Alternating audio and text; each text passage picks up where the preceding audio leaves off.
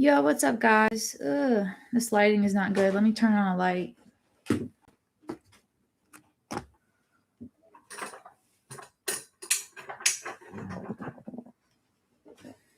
Okay, that's a little bit better. I decided to do a little bit earlier stream than what I usually do, just because I have to work tonight. Because I have, as many of you know, I started a dog sitting business, and my dog sitting business is good. I got about 3 clients right now for my dog sitting. What's up, J Rock? Good to see you. Also, my last video, I don't know if you guys realize this, but I got 20,000 views already in the first 4 days, and it's still going up. The views are still going up on my new video. So that's good news. I think that we might have a couple of new people here today. Jay, good. I was about to say, I think we might have some new people on this stream today because of my new video that I made about having a high IQ, but also not liking having it, and how it can actually be a deterrent and a bad thing in life. What's up, Mark Ventry? Good to see you. What's up, Mustafa? Good to see you guys. A lot of you guys might be new today. You might be new to the stream, new to the community. So if you're new here, please introduce yourself. It's definitely a gift and a curse, Jay, especially if you have ADHD and autism on top of it. I think you have to understand that ADHD and autism are separate disabilities that have nothing to do with your potential intelligence. But yeah, if you guys like that video, what's up, Ace? Good to see you. If you guys like that last video, make sure you leave some suggestions in the chat for more videos you would like to see about similar stuff. Thank you, MFJ Music. Good to see you. What's up, my Valentine? Some of you guys are old school. Some of you guys are longtime viewers. And if you guys are new, introduce yourself in the chat. You only have ADHD, but you're taking meds. Also sensory overload. Very relatable, Jay. Absolutely relatable. Making video editing. That's pretty cool. My Valentine. What do you do for work? You said you're a video editor. Is that what you do for work? Super Gang says his life sucks, and we all know how that is. I hope that you guys do better. Linda Lou, we got an old timer, an OG. Thank you, Linda. Oh, photography editing. Okay, cool, my Valentine. Am I religious at all? No, I think I've actually made some videos about religion, and I might actually make a new video about religion because I haven't made one in a while. My life's been good, so I started doing Rover dog walking, and I have been getting some clients from that, and I made about $350 so far, and that's after fees. So Rover takes 20%, but in the first 5 days I made like $350. So that's good. And all I can do is keep building up my business. We are in strange times, absolutely, Jay. Thank you, Valentine. Smelly beer farts. We're not going to go there. Honestly, it's a little bit inappropriate for you to say that. We might have to get some new people on the mod. We have to mod some new people. Who wants to be a mod? I think Kevin is a pretty regular person. Yeah, sure, Kevin. You've been here for so long, I'll make you a mod. You were actually my first pick, Kevin, so since you asked, I'll make you a mod. Hold on. Standard moderator. Save. All right, Kevin, you're now mod. Congrats. Can you do something about smelly beer farts? Because he's being really inappropriate right now. You don't have to ban him or anything. Just like delete his stupid messages about Raymond. We can't have that. All right. Wait, did it make you one? You're not highlighted as blue yet. No, it says you're standard moderator now, Kevin. Standard mod. Congrats on being a mod now. I'm probably going to add a couple more mods going forward. to some of our regular viewers and big time fans. Smelly beer farts. The new rule is you can't talk about Raymond. That's the big rule. I didn't put his name in the banned words list. I believe in certain conspiracy theories. I mean, about what? Like, what certain conspiracy theories do I believe in? That 9/11 was an inside job or what? We all know that's true now. Also, my computer is saying that I have a virus and that my McAfee subscription is expired. And I need to fix that. But yeah, we got 50 viewers so far. Okay, we'll just leave Smelly Beer Farts alone. It's okay. Welcome to the thing. Do you think we have Steam files? Oh, somebody offed him, obviously. Or other than that, like somebody had a death note and they wrote his name in it and he had a spontaneous heart attack. But I think they can remotely murder people these days. Through like transcranial, like voice to skull technology. This is actually a dress. It's a new dress. I don't know if you guys can see it. I know I'm usually in my paint clothes.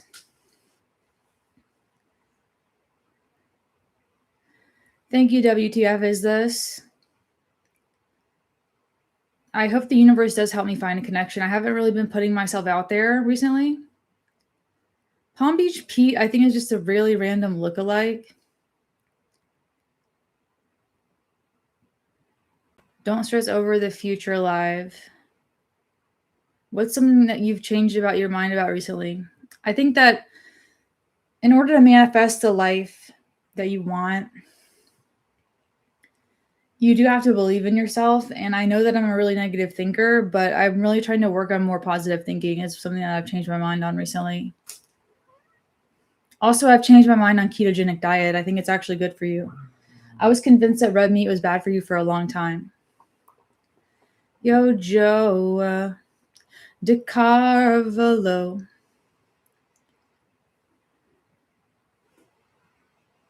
$350 days in the first 5 days of my Rover account is amazing. Thank you. I don't know how the payouts work for that, but that is after fees. I do have to withhold for self-employment taxes, though. So it's probably going to be closer to like $275 after taxes because self-employment taxes is like 25% where I am. But yeah, I think for the first 5 days, $350 is pretty good for like less than a week of work. Also, I think I'm making more money doing it because I'm working less hours. And technically, I'm doing like 30-minute drop-ins for people. So plus driving, yeah, it's pretty insane. I think I get a rebate though. Anthony, I think I get a refund. I just have to file 25%, and then depending on how much I make, if I make below a certain threshold and I'm like poor, then I get a refund. But they make you withhold initially 25%, and then they give you most of it back. So it's more like 15, I think, in the end. But you do have to withhold 25 initially.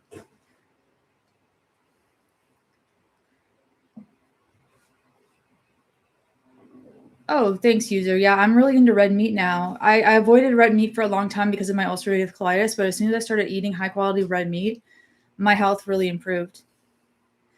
I tried veganism for a while, mostly because of my health, not really because of ethical reasons, but it didn't really work for me. I ended up getting iron infusions. I was anemic. I tried to do it right, but I just couldn't make it work.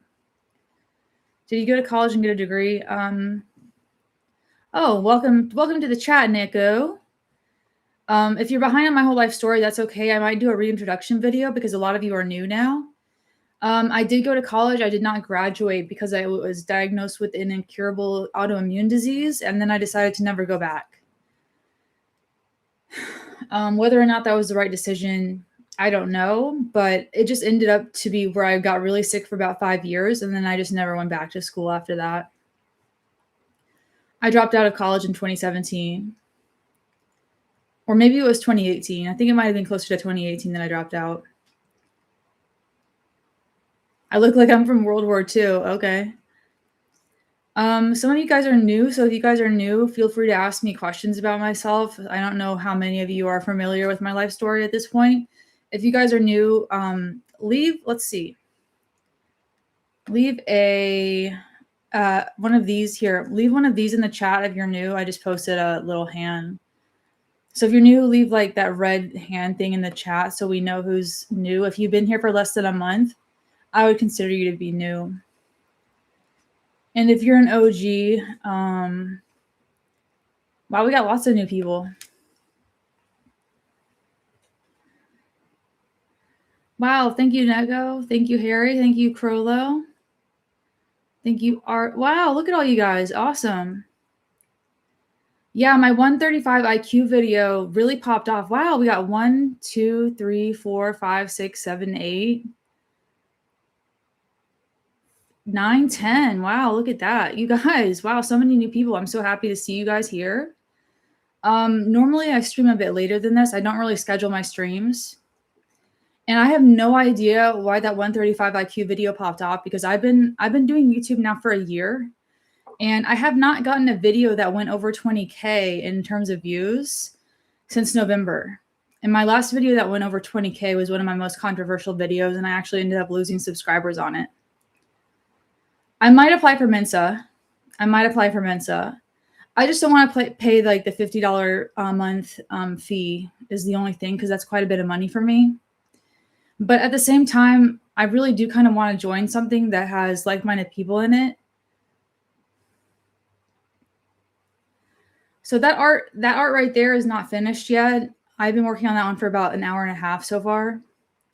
Since so many of you guys are new, why don't I just go ahead and show you some of my art? This is a dog.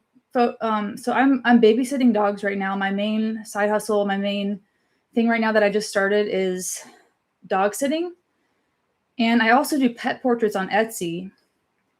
And I decided that I was going to do a little thank you card for everybody that picks me on Etsy and say thank you for, or sorry, on Rover and say thank you for choosing me for your Rover sitter, and basically draw their dogs for them as a pet sitter and then give that to the owner. And then I can use that as word of mouth to get more local clients. So let's see. Some of my other pet portraits, I'm going to give this to the woman's dogs that I'm babysitting now. Her flight was delayed, so I have to watch them an extra day, which is good for me because that's more money. So here's a picture of my cat, Callie. I love caring for the dogs. It's really simple. I put my radius for like 15 minutes near me, so I only have to drive like 15 minutes there and back for like a 30-minute drop-in 3 times a day. So it equates to about 3 hours of work a day. And then I got paid $350 for like 5 days of work for working 3 hours a day. And I know that gas is expensive and everything, but it's still more money than I would be making if I wasn't doing it. I have 3 mods, but only one of them new mods is here. This is Charlie. Some of you guys don't know Charlie. Charlie is my cat. Now, many of you, this is Vegas. She was 19 years old when she passed away. And she recently passed away about 2 months ago. And she just got really sick. And she just couldn't make it. About 6 weeks ago, actually, she passed away. So some of you... yeah, that's about, I would say that's more like closer to 2 hours, maybe like an hour and a half, an hour, 45 minutes. So the way I do it is that I do a lot of preliminary work. So that on the canvas work itself is about an hour and a half, but I do preliminary work. So I almost do a rough draft before I actually do that. And I do it on my iPad using a program called Procreate. And I'll do like sketches and different poses and different ideas on Procreate, basically drawing on my tablet. And then I'll use a projector to project the tablet drawing onto the canvas. But I think overall, that's probably more like, if you count the preliminary work, probably more like 3 hours. But just working on the canvas itself is probably like an hour and a half. So probably like an hour and a half of preliminary and then an hour and a half of actually painting on the canvas. But it's not done. I don't want to really bring it over here yet until it's good. I'm also doing, thank you guys for saying Rip Vegas. I'm doing some like really simple folk arty type paintings as well. These are really easy to do. So these ones, these simple ones, I did this one in 20 minutes. These ones are like either between like 15 and 20-minute ones. Really simple. So what I'm doing is, this one's a little more complex. This one took longer than, this one took about 30 minutes. I think IQ can fluctuate depending on what IQ test you take, I think. Passionate about intellectually is definitely visual art. And dog psychology and psychology in general. So psychology, dog psychology, especially pack interactions and operant conditioning, and as well as visual art. I got into dog sitting about 2 weeks ago. I had been wanting to become a dog trainer for a long time. And I was like, how am I going to pay for that? Well, maybe I can pay for it by doing gig work and getting experience with dogs before I'm actually a trainer. My MBTI is INFP INFPT. This is an African Queen. This one took about 35 minutes to do. Now, I've been doing, so some of you guys are like, how do you do these so quickly? Well, it's like, it took me 20 years. I've been painting now since I was 13 years old. I started learning how to paint when I was 13. I'm 33 now, so I've been painting pretty consistently. I wouldn't say every day, but like I haven't missed a week of painting something since I was 13 years old. So a painting like this, it might seem complex, but I whipped it out in like 30 minutes because I've been doing it for 20 years. So that's the secret, is do it for 20 years and then you can do it really quick. Some of these are some old ones. I feel like farm animals are really popular. Kevin's going to be 33. Happy early birthday. I'm not a parent, smelly beer farts. In fact, I have a lot of videos talking about why not. And that's a pretty good topic because I definitely have made videos about the fact that I'm not a parent. I really like dogs. This is a dog, a sheepdog, a border collie in the field. This is like an Irish countryside scene. I try to mix things up, but I will do like series of these. So my idea is like, this is like a deer with ice cream. And of course, my favorite, the macaroon raccoon. You're floundering with a 133 IQ. I'm also floundering. I realize that I can't work for people that are stupider than me. And it's not for any reason other than they get jealous and they can't stand it that I live there. Like when I like do well at work, I get punished. People get jealous of my work ethic. People get jealous of my accolades. And then someone ends up complaining and then I ended up getting fired and getting up on. So I'm like, well, what can I do? I can't have any coworkers. I can't have a boss. And so then I figured out about Rover and I'm like, well, I don't really want to put miles on my car doing delivery work. So I'm like, Rover would be a really good fit. And thankfully I got approved in like 10 days. And like 3 days later, I got my first client. And, you know, it's really lucky that I live in a good part of town. So like the clients around here, the lady that I am babysitting for right now, she has this really nice house with a home movie. Her house has a home movie theater. Yeah, her house has a home movie theater, this woman that I'm babysitting for her dogs right now. Evie. Another one of my pursuits is competitive Pokemon. So one of the things I want to do is maybe get on all platforms. There's multiple platforms for pet sitting. Helpful books in terms of what, Blue Lotus? This lion, his face needs a little redo. His face, I feel like, is not in linear perspective. As I painted it, his face sort of got warped. And I need to like fix his face. Okay, if you guys are new and DM me, I'll check my DMs probably later tonight. There's a couple people that I promised voice chats to. Kevin, I think I owe you a voice chat. I definitely owe Kevin a voice chat because I've been trying to voice chat a lot of people, but I keep getting booked out with dogs and paintings and stuff. And I'm trying to not get overwhelmed by all the stuff that I'm really up to in terms of like making money right now. So my main 3 sources of income right now are YouTube, my art, and dog walking. So yeah, Kevin, we should definitely do a voice chat. I really like this one. It kind of looks like Selena Gomez in my opinion. But what I do is that I will take stock photography. So I'll take stock photography and I'll purchase like a subscription commercial license for them. And then I'll take them into Photoshop and then I'll put like an oil painting filter and do a Photoshop action and edit the photograph so that I have a source image that looks a little more unique compared to the photo. And then I'll use a source image from that as a reference.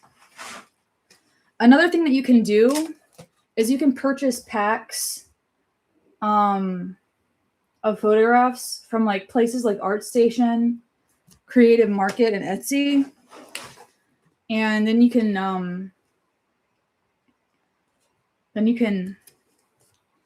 buy the commercial license for those.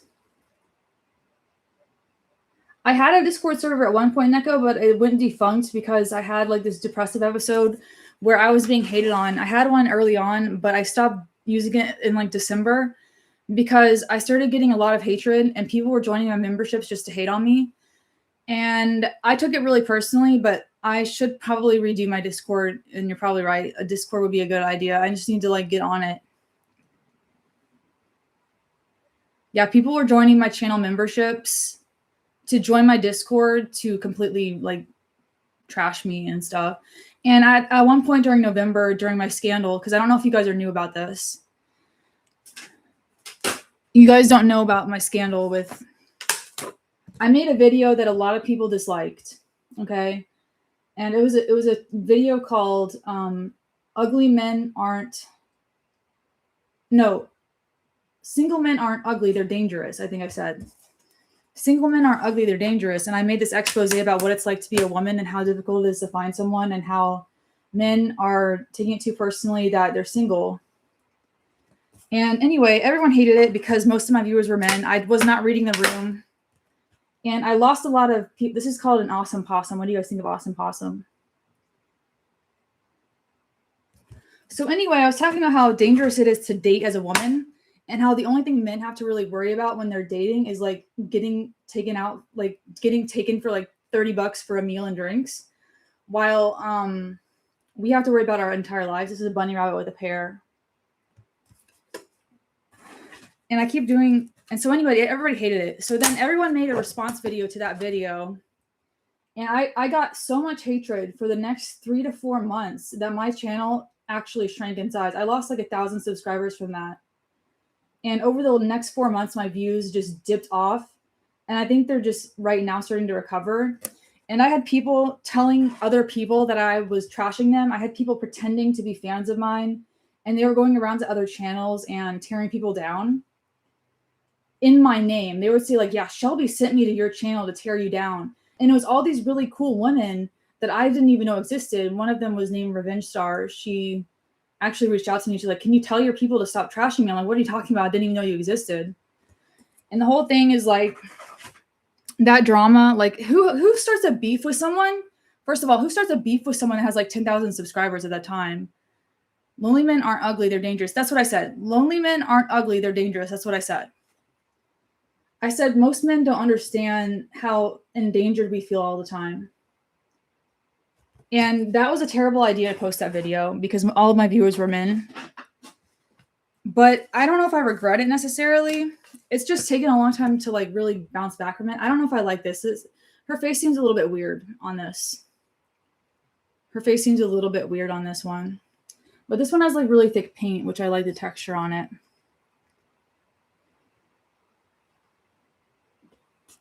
Thank you, Ken. I know a lot of you guys are here from the 135 IQ video, which I did take a Mensa IQ test. They want $50 a month for me to join Mensa, though. I might do it just for a month to get the card, though. Like, pay $50 for the card. I don't know if I like this one all the way. It's a little bit better in that lighting, but I did this like series of like cute animals with ice cream because I was like, that'll sell. I haven't posted these anywhere yet, so these will be available. Oh, and so I also do these.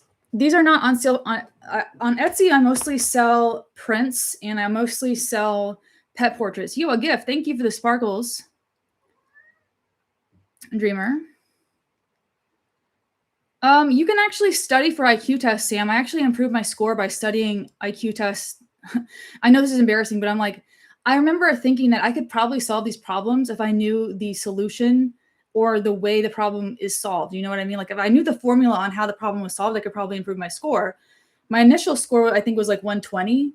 But after I studied a little bit and I understood like the parameters of the problems and how to solve them, I increased my IQ. I increased my IQ by 15 points. So you can probably improve it. Just do an initial test, and then you can go to YouTube, and there's so many resources on how to improve your IQ score. You could probably just figure it out. So anyway, I do these little cards called ACEOs. Yeah, there is a kitty. There is a kitty. Charlie.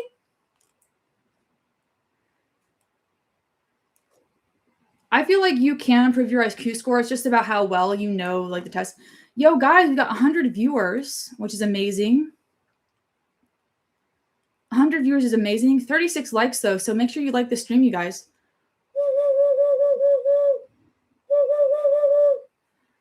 So I'm self-employed. I have 3 streams of income right now. Actually, I guess it's going to be going on 4. I have my art commissions, my original art, which I'm going to start selling on eBay, my eBay ads, my YouTube AdSense, and my dog walking. So I do 4 different things to make money. At this point, I'm thinking about maybe getting a pad split for like a month just to get away from my parents. And I can't really afford constant rent, but I feel like if I have a lucrative month because I'm doing gig work and my income is inconsistent, I could probably put at least some of it towards a pad split and then like just live there for like a month just to get away from my parents and like begin the process of moving out without actually fully moving out. What's up, Courtney? Good to see you. No, the IQ test does have math logic. There is a little bit of math to it. It's not really fact-based. There is some math. I didn't really do well on the math questions. It gets escalatingly harder as you go on, but as long as you know like basic like odd, even, how to count math, like prime number and stuff like that, you can probably do it. Just look into it because my original score on Mensa IQ test was 120. I improved it by 15 points just by watching YouTube videos to improve it. I just did that because I wanted to prove that I was smart. Mostly because I feel like I'm so dumb based on the results I'm getting in my life. So these are some of the ACEOs. This is a frog. This is my mommy and baby animal series.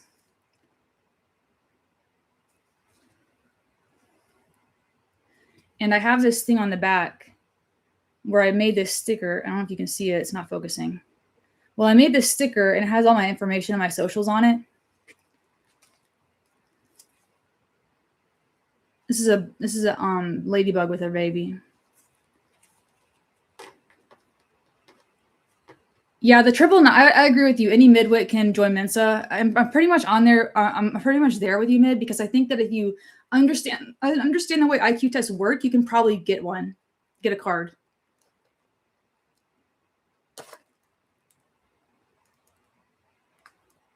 The tractor videos. I don't know what the tractor videos are, Lily.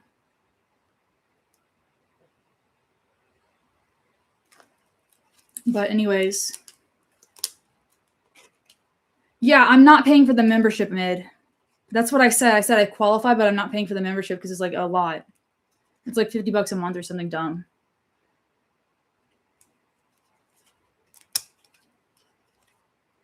But the 999 Society is the one you can't study for. I think any midwit, you're right, can probably study and get a Mensa IQ card.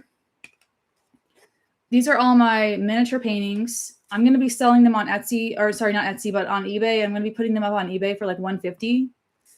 Free shipping. And I don't really know Roblox. I didn't grow up with Roblox. I'm 33, so. I've been painting since I was 13 years old. 13 is when I began painting. When I seriously began painting. I've been painting my whole life, but I took my first art class at 13 on traditional drawing and painting and classical art skills. So that's been 20 years. I've been painting pretty much consistently for 20 years. And for that matter, for the amount of effort that I put into it, people are like, you're so talented. But then I'm like, I've been doing this for 20 years. So like, to be honest with you, considering I've been doing it for so long, I should probably be a whole lot better than I actually am. So the age of craftsmanship is dead. What kind of vids? What do you regret the most about anything? Well, this past year, I regret posting that one video about men. I regret that from this year. And bigger than that, I regret going to university for art. I didn't realize when I graduated high school in 2011, thank you, Ken, I appreciate the love, that art would be one day very accessible online in terms of education. Because when I... Oh, okay. Thank you, Willie. When I started art school in 2011, there was not really an online art community for education. But fast forward 10 years and you can learn everything that I was learning in art school for like, a fifth of the price. And I just wish I had waited and had known that earlier and just studied something else, or just not gone, or just gone to like a dog training school instead and just gone right into what I'm doing now at 18. I have done album covers, Slipknot, for some indie artists. I can probably help you do an album cover for like $150. And that would be unlimited edits until you're satisfied with it. But my album covers, I've done about 3 over the years. That's not the most popular request of mine that I get. I get a lot of requests for like original characters and pets. $150, I think, is a decent amount considering my skill level. I think that most indie artists aren't rich anyway. And given that, you think that's too cheap? Do you think $150 is too cheap for like a handmade album cover?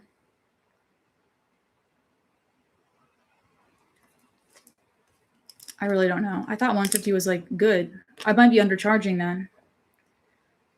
I should probably raise my prices because I'm getting overwhelmed with all the stuff that I have to do. $350? I just don't know if I'm confident enough for that. This cake. So anyway, that's a sample of some of my ACEOs that are going to be going up on eBay soon.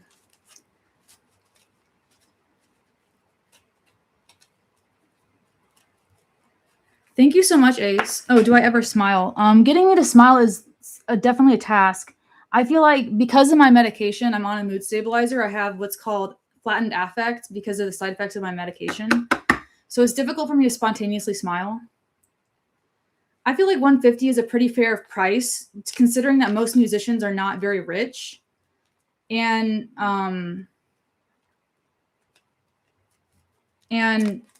considering how long it would take me. So if it takes me 5 hours, let me do the math.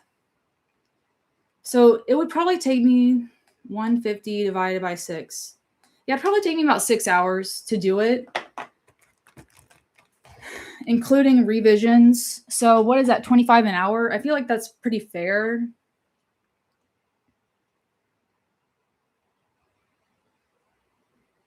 We know you're smiling inside and out. Thank you. You look nice today, Shelby. Thank you so much.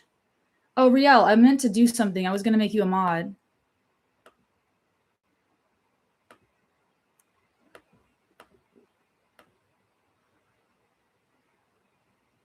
Riel, I just made you a mod. You're one of the ones I wanted to make a mod.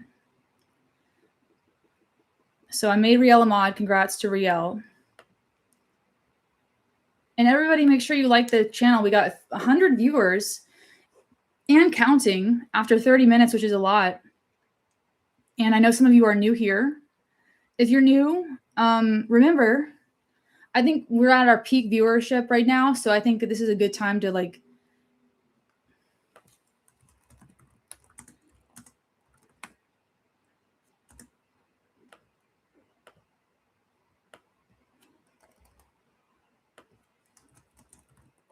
Hold on, I'm going to write something. If you're new... Oh, what's a mod? That means you can delete comments and stuff, Riel. That means you have power in the chat. You can delete comments in the chat and put people in timeout if they're rude. If you're new, post this.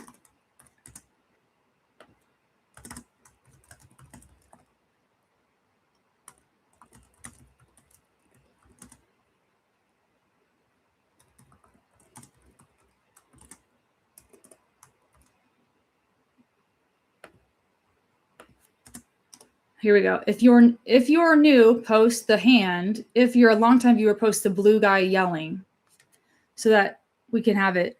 183 IQ, amazing. That's amazing, Dr. Tara. What do you do for work? I wonder. That's a 999. That's a 999 score at 183. Thank you for the compliments on my art. Wow, we got lots of new people. 1, 2, 3, 4, 5, 6, 7. And then 1, 2, 3, 4, 5, 6, 7. We got like an equal number of new people and old people.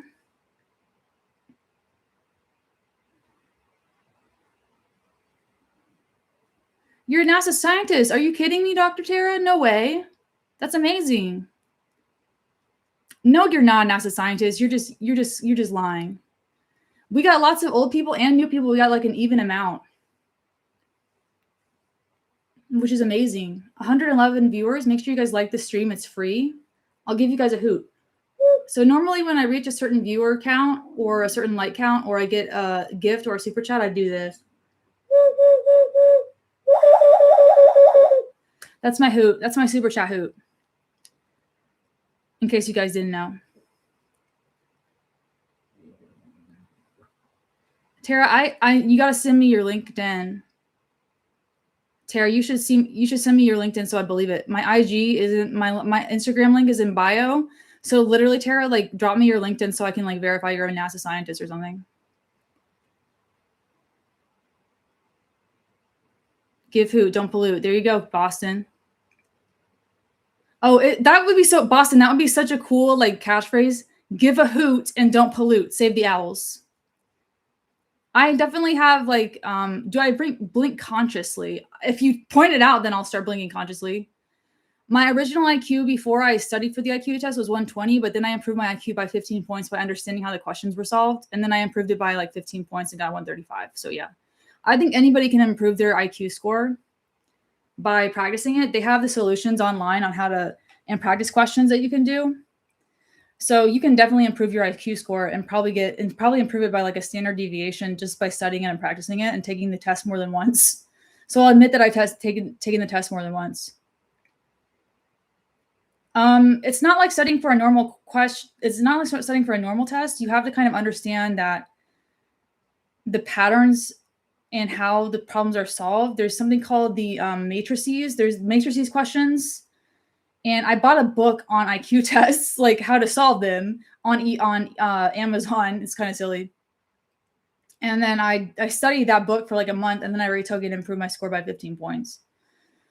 So it's definitely possible. I forget the book, but it was like matrices and visual spatial pattern recognition problems and how to solve them. And it gives you a detailed explanation on how to solve them, and the answers are in the back. And then you can kind of just learn from that. So there you go.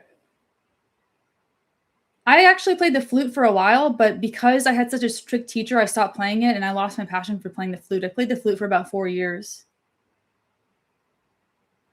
Willie, if you press the smiley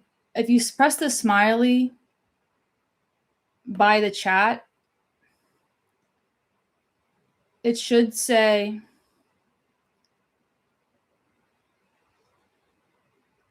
it should come right up. It's one of the default emojis. Cats, you just found my channel and I'm live. Yeah, welcome. I'm glad to meet you. Rover thing is going well, Pavel. Thank you for asking. Do you want to be a mod, Pavel? I'm making everybody a mod. Pavel, you've been here for freaking so long, and I trust you, so I'm going to make you a mod. I'm just adding more mods.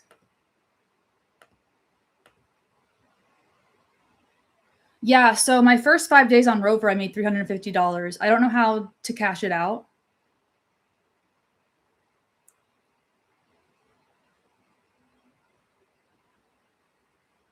Congrats on moderationship.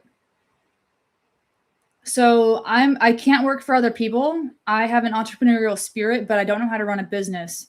So what I'm doing is I'm using platforms like Rover and Wag to create what would basically be gig work and to do rich people's pets. So I put my region, like I put my circle of influence, because you can put where you want to work on Rover, not necessarily based on your location, but you can just put it.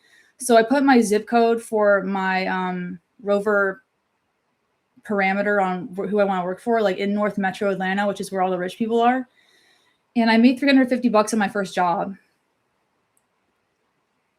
which equates to like $30 an hour. So anyway, the problem is that it's really inconsistent, but I feel like I can do it up. That painting in the back is a work in progress. I can't wait to show it to you guys. But it's not ready yet. So for the dogs, if I do drop-ins, what I do is I will walk them, water them, feed them, play with them, train them for 30 minutes. And then the dogs that I'm doing right now, I'm dropping in 3 times a day for 30 minutes each. And I just make sure they go outside, go to the bathroom, have food and water. And I refill their enrichment toys, and I refill their, all that. It's pretty simple. So it's 30 minutes plus a 15-minute drive. And I did that for now. I did a 5-day job and I got $350. But she just booked me out for another day because her flight is delayed. So that's like $30 more after fees and taxes. Well, Ace, it depends, right? So what I mean, like $30 an hour, but you can do Instacart all day, every day, and you're getting constant influx of clients, right? With Instacart. With Rover, it's a little more spotty. I've only gotten 3 meet and greets and 2 clients, right? So I've had 5 people reach out to me. 2 people decided to go with someone else.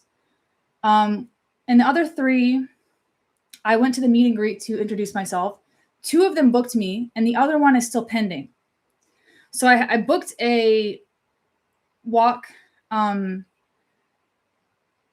booked a walk out about 20 minutes away from me, which is kind of far for a 30-minute walk. But I'm just trying to like get good reviews on my Rover.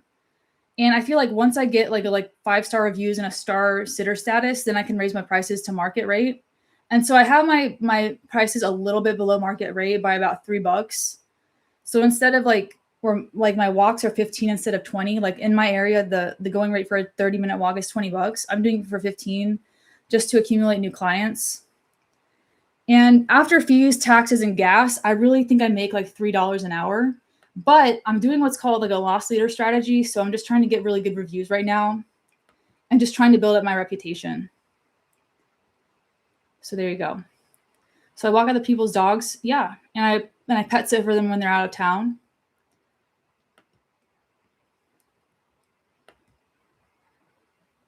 The dogs that I'm sitting right now are German Shepherd Doodle mixes. They're German Shepherd Poodle mixes. They look like Schnauzers, honestly.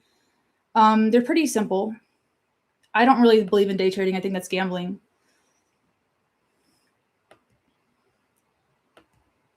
But with Instacart, you're getting like one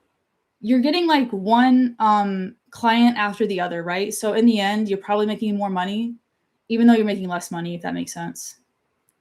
Because Instacart is constant.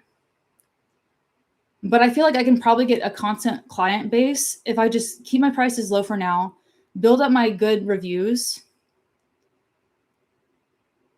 and do that. Also, you guys, yeah, I don't know. He's gonna ask me a question. Your last video talked about the man you had a relationship with. What about him? He was a good influence on me. I have no complaints about him. He was not like a ride or die. I was more like a physical. So the first man I ever had sex with, and the only man I ever had sex with, was a man that I met in California. And yeah, I basically let him know that, hey, I'm a virgin. And he's like, okay, are you sure you want to lose it to me? Because I don't know if this is going to be a forever type thing. And I'm like, yeah, I'm down with that.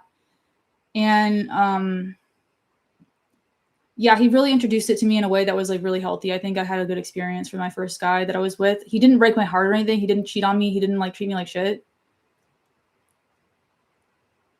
Okay, so Willie, that's kind of where I said like he was not a ride or die, Willie. He was not a ride or die. He wasn't like somebody that I could have crashed with, really.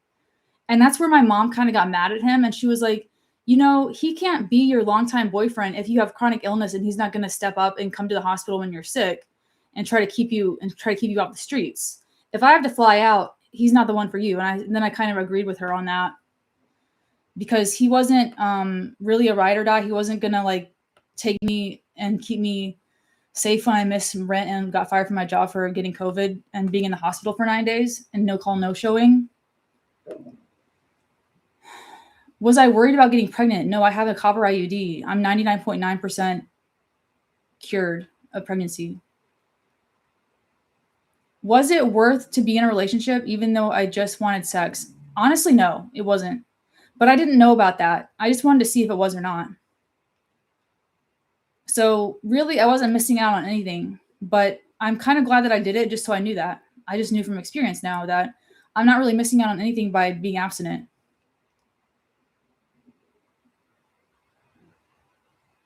So that's what I mean, Willie, is that he was not a ride or die. He was a good introductory to sex, but he was not going to take care of me. And I think I only knew him for 3 months. So like asking to move in with him when I was like dying was like probably not cool. But that's kind of why I fell off with him because I'm like, well, he's not going to take care of me.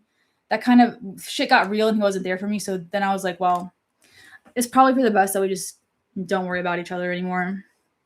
Don't keep in touch and stuff. What is my IQ? Oh, you're asking somebody else. Is it difficult to understand the market? I'm not going to do day trading at all. I feel like it's very luck based.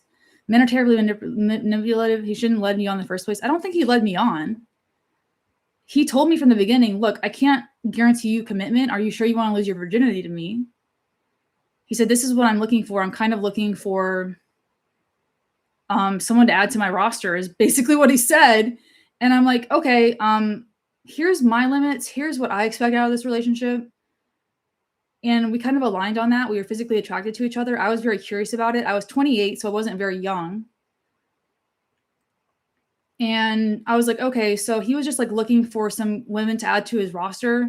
And we were really safe and responsible and I enjoyed the experience. But to be honest, yeah, he wasn't a ride or die. He didn't visit me in hospital. I'm like, well, considering how much I get sick, I should probably find someone that's down to be like my bedside nurse.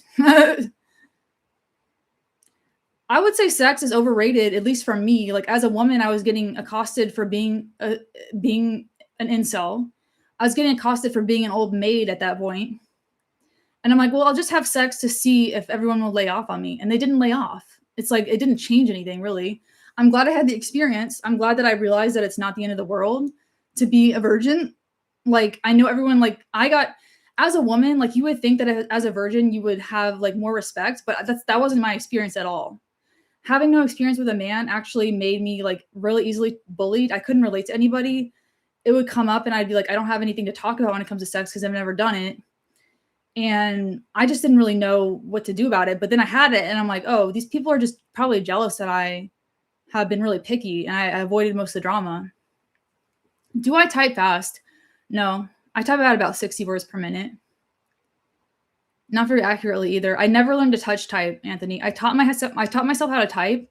My mom would sign me up for typing games, CD-ROM typing games, and that's kind of how I learned how to type was on CD-ROM typing games. But I never properly learned how to touch type. He just wanted to increase his body count, but he did it respectfully, Exelon. I let him know that I was just interested in a new experience, and he was like, well, I can't promise you forever. He literally said, I don't know if I feel comfortable taking your virginity if I can't commit to you. And I'm like, well, I don't know how long I'm going to be out here anyway. I just want to have a new experience. And that's what we did. And it was very responsible. He was very respectful. And I have no bad things to say about it other than he wasn't at my bedside when I was dying of COVID. But anyway, I support your views. All other want clout and fame. Your words are truthful. And this makes you more of an attractive woman. Thank you, Ace. I appreciate that. Does your anxiety, depression cause you to lose sex drive at all? My medicine does, Adam. I've actually made a video talking about that. My medicine makes it very difficult to climax. Let's put it like that. People like praying to false gods, wealth, and sex. True. That is ridiculous to be bullied as a woman for no sex. What you're bullied for is no relationship, I bet. Yeah, no relationship. Like people calling me an old maid, people saying that I wasn't picked, all that shit. That I'm a leftover woman. Yeah, for real. I just like how sex centered people can be too. I've never been sex centered. I just realized that you obviously had feelings for him, and at least for you, it wasn't just a friend with benefits. I don't know if I had feelings for him, Lily. I don't think I really saw him as a long term partner. I never imagined it going on for more than a year, anyways, because that's all I was going to be out there for. I just ended up going home earlier than that. Of course, I play Pokemon. I'm super game. All I want to do is share a pizza slice with a nice woman who knows what she wants and there is no rushing. That sounds like heaven to me, Ace. Me too. I was just like, all right, cool. I've done it now. Yeah, Sam, exactly. All right, cool. So that was that. So that's what that was. People put sex on his pedestal. Of course, Ken. And you know what, Ken? The fact that he was honest with me and was honest with his intentions is the reason that I chose him to be my first partner.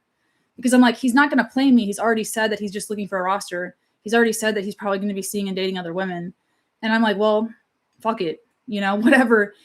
I just felt like he was a safe bet, and he always bought me nice food. We went to like all the nice restaurants in town. He bought me. We went to a seafood. Our third date when we've had sex for the first time, he's like, I want to make it special. We went to a seafood boil. Okay, like at this really nice ass restaurant. We got snow crab and mussels, and it was like this whole seafood boil thing. And he spent like $150 on that dinner, and I got nauseous at the end of it. And he's like, here, have some weed. So then we smoked, and I was like high and nauseous at the same time then because he said I was going to fix it. And then I got really paranoid. And he's like, maybe it's not such a good idea to do it tonight. And I'm like, oh, I'm so sorry. And then I threw up. And then the next night we got sex instead. But yeah, whatever.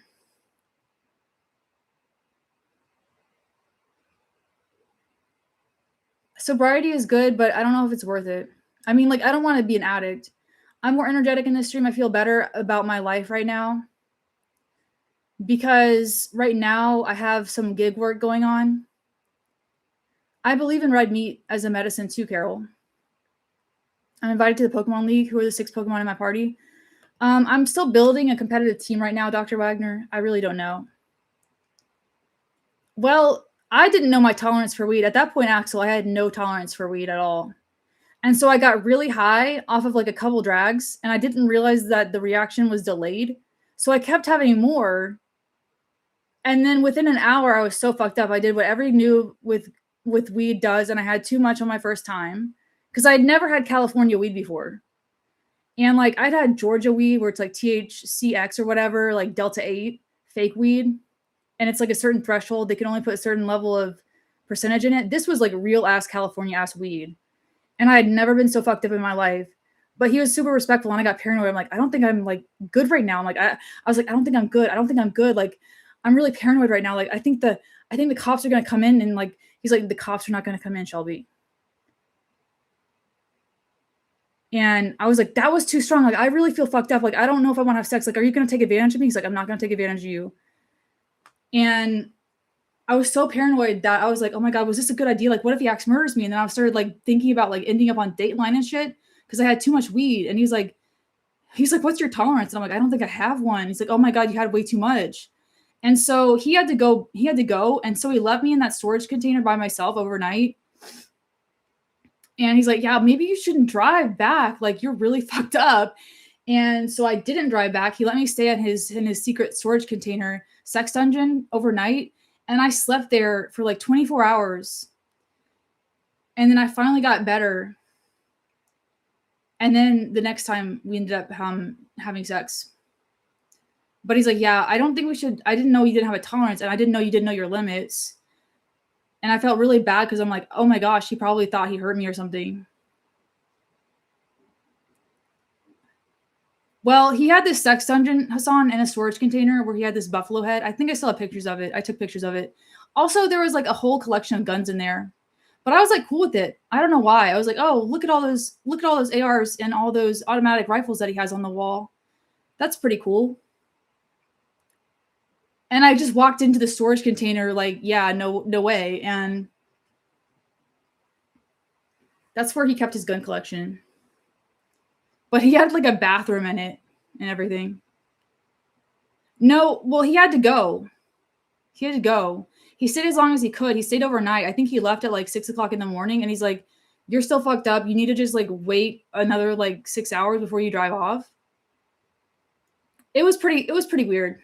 That's why I say like I don't think my prefrontal cortex was even sealed at 28. It was just not a good idea.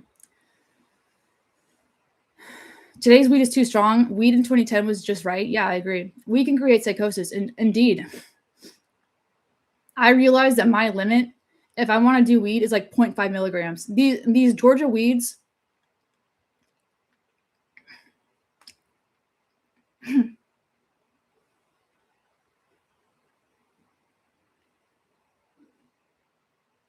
Oh yeah, Hassan. There's weed types, and it's like an entire thing. There's strains. There's different types of THC. There's different. Okay, Cali weed is like legit full spectrum THC. Georgia weed is nerfed. Okay. Okay, Hassan. Georgia weed has like a certain percentage of THC. So I compare it to this. Like it's like a bell pepper is less spicy than a jalapeno.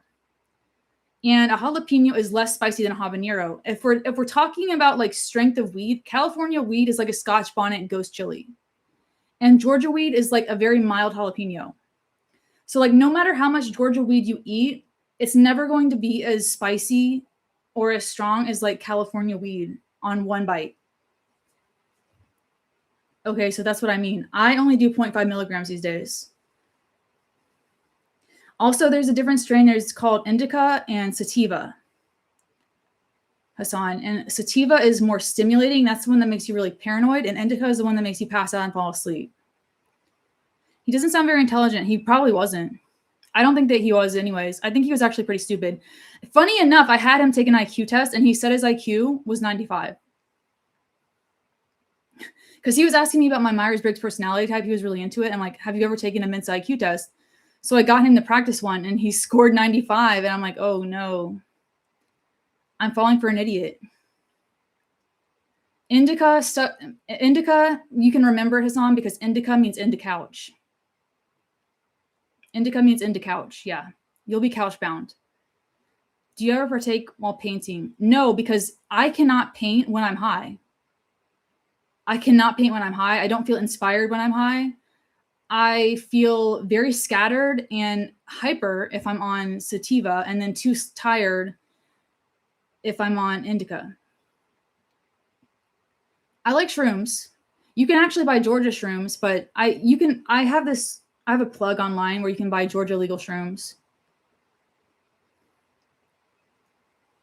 You can buy, what's up, Broly? Good to see you. Which one you got in practice on? I had him take the Mensa Norway practice IQ test, and I took it as well. And I scored on that particular test 130, and he scored 95. And I'm like, maybe this was a bad idea. I don't know. But he was like a Navy SEAL, so I'm like, obviously he's good at stuff. He was really hot. I mean, I liked him. He was physically attractive. So 95, I think, is like pretty much average, honestly. It's like within the average range. Neuroplasticity, I agree with. I took out the terps and diversity of terps the strain has. I don't like diverse terps because it gets my tolerance too high on all of them. The main terps that I like are THCA. I like THCA better than Delta 8, but they've banned, I think that, I gotta look this up. Georgia legal weed. Let's see. Yeah, so they've switched it up. Recently in July 2026, so like last month, Georgia's medical cannabis program was significantly expanded. Where people with qualifying conditions can possess up to 12,000 milligrams of THC, 12 grams, in properly labeled dispensary products with individual packages capped at 1,200 milligrams of THC. Smoking cannabis remains illegal, but vaporized or raw flower oils are permitted in patients 21 and older. Recreational use in marijuana remains illegal. Possession of over or of less than 1 ounce is a misdemeanor, punishable by 12 months in jail or a $1,000 fine. But then how was I getting Delta 8? I haven't done weed in like a year. Maybe they changed it. Is Delta 8 even weed? Delta 8, Georgia. Oh my gosh, no way. Okay, so as of July 1st, 2026, Delta 8 THC is illegal in Georgia under state law with criminal penalties for possession, sale, and distribution. I didn't realize that. I did not realize that. So Delta 8, which was Georgia legal weed up until last month, is now illegal. But I swore I just saw something in the gas station. I guess it was like a month ago then.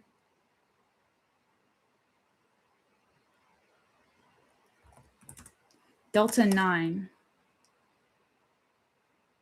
Okay, Delta 9 THC is still legal in Georgia for adults 21 and older, but only if it meets strict limits, labeling and licensing. Marijuana derived from Delta 9 remains... Oh, it's illegal for recreational use. Interesting. Wow. So I guess last month... Hold on. Georgia... Oh... Recreational weed 2026. Recreational, wow. Oh my God. So while recreational use was banned and recreational use of any level of THC, any strain, was made illegal in Georgia on July 1st, 2026 under Senate bill Putting Georgia Patients First, while the medical marijuana program was extremely expanded. So you can't buy Delta 8 anymore in Georgia. You cannot legally use, own, or grow marijuana for recreational purposes at all, any strain, any concentration. The only legal cannabis use is through the expanded medical marijuana program, which takes effect on July 1st. Also on July 1st, all strains of THC in Georgia are now Schedule I substances. Jesus Christ. So they're really crazy. Sorry. All right, I'm back. I don't know how we got on the strain of marijuana. We're on a tangent. We're on a strain of marijuana right now. So anyway, we can't do weed in Georgia. I live in a legal state. On my day off yesterday, I got baked and saw the new Spider-Man movie. Sounds good. Delta 9 is actually weed. Delta 8 is weed that is made in a lab with some sort of loophole. Yeah, Pavel, and I think so. I think they actually made like a derivative of THC, but it's not technically THC. So they were able to get away with selling it for like 5 years, and I guess they just cracked down on Delta 8 and Delta 9. So you can't have either one now. Personally, Cal weed really helps me focus with really stressful situations. I find microdosing Amanita mushrooms helps me concentrate. It's like a natural Adderall. Personally, Cal weed really helps me focus. Yeah, I just read that. With ADHD, having ulcerative colitis, weed isn't enjoyable as it used to be for me. The high THC strains really caught up with me. Yeah, I feel that. CBD oil is still legal. I have tried CBD oil. Would reviews on children and pregnancy be different if I didn't live in Georgia? I don't know what living in Georgia has to do with it. Salvia. I feel like that is going to cause me psychosis.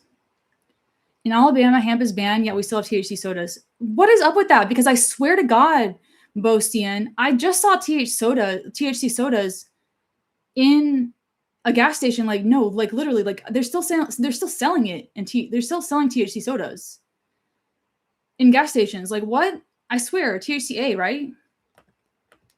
THCA. THCA. Is THCA legal in Georgia?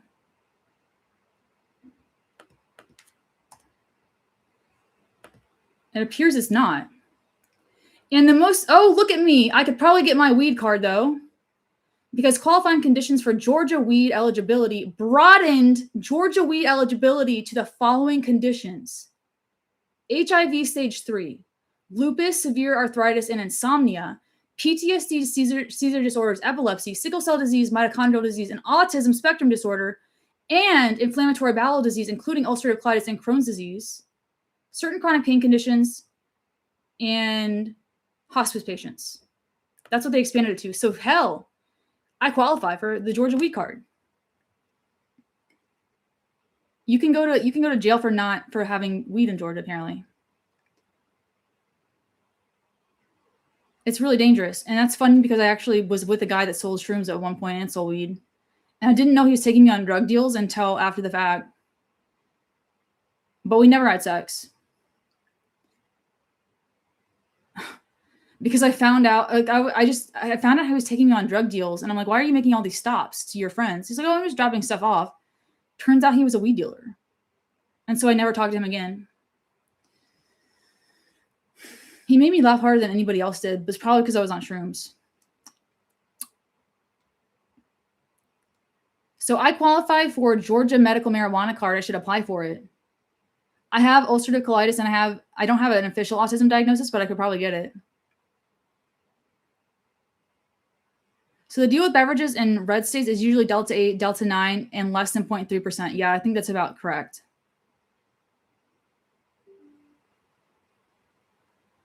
Medical weed is garbage? I don't know. You guys have the fault on country. I don't know. This is going to be the first scene in a future Breaking Bad sequel? Probably. How did you get in debt? Oh, I'm not in debt. Alex is in debt. I feel like most people get in debt because they don't have a social safety net. That's why I don't really enjoy like the credit score thing. It's like, I feel like if you meet income limits and you've been consistently meeting income limits, your credit score shouldn't fucking matter because it's just like racist. Credit scores are racist. Do you buy the theory that psychedelics let you see more than what you are allowed to? I think psychedelics can be a very good tool for like EMDR assisted psychedelics therapy and stuff like that. If you would pair like microdose of ketamine, for example, with EMDR, I think you could probably knock out your PTSD in like 12 sessions or less and fully rewire your nervous system too.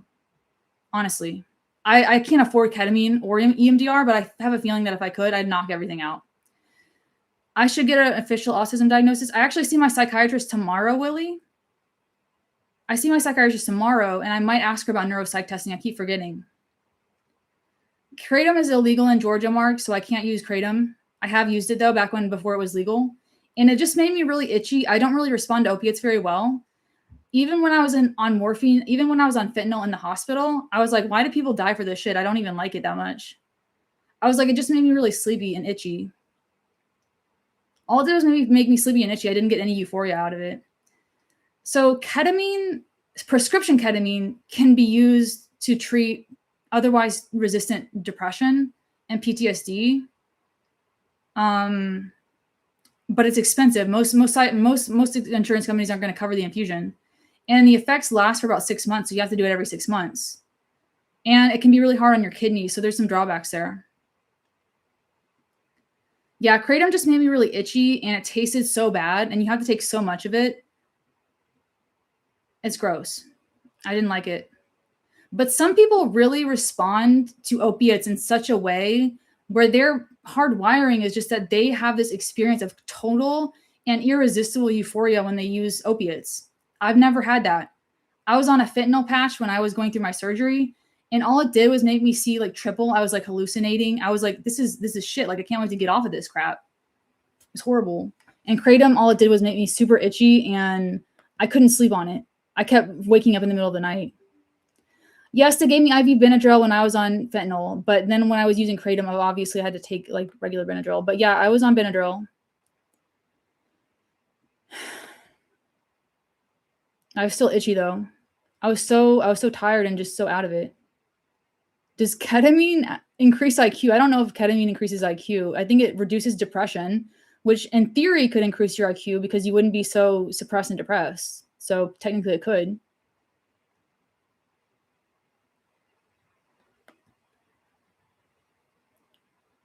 Guys, make sure you like the stream. We have like 117 viewers and only 80 likes, so we want to get that up. So like the stream.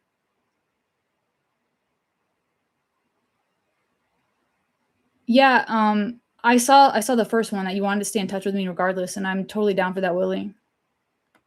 Hopefully one day, Willie, we can meet in person. Willie, I think that one day before we die, I think we're gonna meet in person, honestly. Eventually. You live in New Jersey now, right? So maybe if I ever end up in New York, I could like drive down and come and see you. That's probably like a 2 hours away from you or something. Willie, how far are you from NYC, by the way? Because I keep wanting to go to New York to see the art and go see the New York art tour. Because New York is like, I've been there before, but I want to go see like a New York art tour and see Hamilton on Broadway one day. Pavel, you live in New Jersey too? We could do a Shelby meetup if I ever go to NYC and then I drive out to New Jersey or something. Get a rental car. We could schedule it. If you guys live in NYC or New Jersey and I ever end up there, we can totally hang out. Toronto would be cool, Joyce. What is this channel about from? It's about my life and about sharing my experiences as a neurodivergent woman who happens to be an outlier in terms of personality type and IQ and what it's been like to be so isolated and unemployable. But I'm slowly fixing my life up. Willie, did you hear what I said? How far are you from New York City? Like, how far are you from LaGuardia? If you're close to LaGuardia and I go to New York, then I might be able to drive out and see you. Because I've been really wanting to, like, within the next 5 years, Willie, I want to go to NYC to do like an art tour and to see Hamilton on Broadway. That's one of my bucket list things. My Myers-Briggs personality type is NFP, INFPT, INFPT. I am 99.9% T on the INFP. SS, welcome. Welcome to the, a lot of people are new here today, so you're in good company. A lot of people are new. We got lots of new people. Everybody say hi. If you could consider a drop paint one thing for the rest of your life, what would it be? Only one subject? I would choose big cats. I would probably choose tigers or lions as my final subject. INFPT stands for introvert. What does it stand for? Fuck, I don't even know. INFPT. Let me look it up. INFPT is a turbulent mediator personality type characterized by introversion, intuition, feeling, and perception, with a tendency towards self-criticism and idealistic striving. INFPT subtype represents the turbulent mediator. Self-criticism and perfectionism. INFPT individuals often set high standards for themselves that they can't meet and may feel dissatisfied with their current achievements, using this as motivation to improve. Or the shadow version of this is using it as a deterrent and using it to quit. So, wow, that's pretty accurate. Emotional sensitivity. They experience emotions very deeply and are highly empathic, often responding strongly to art, music, and feelings of others. Idealism and values. INFPTs are guided by personal ethics and desire to make a positive impact, sometimes feeling frustrated when the world does not align with their ideals, and have a strong sense of justice. Pessimistic tendencies. Compared to INFPAs, they might have a more cautious or anxious outlook. Reflecting their introversion and self-reflective nature, they can end up dwelling on the negative and ruminating and are prone to depression and anxiety. Wow. Strengths: creativity, empathy, loyalty, a strong sense of purpose. Excel in roles that allow self-expression, freedom from instruction, helping others, and exploring abstract ideas such as writing, counseling, psychology, education, and the arts. They may struggle with decision-making, working for other people, practical tasks, or assertiveness due to their introspection and idealistic tendencies. Their self-critical nature can sometimes lead to stress or overthinking. I didn't realize, I guess I didn't read that too much into it, so that's pretty accurate. My studio needs a cleanup. My mom has been pressuring me to do that. I definitely know that I need to clean my studio for sure. Elena Joy. I don't know who Elena Joy is.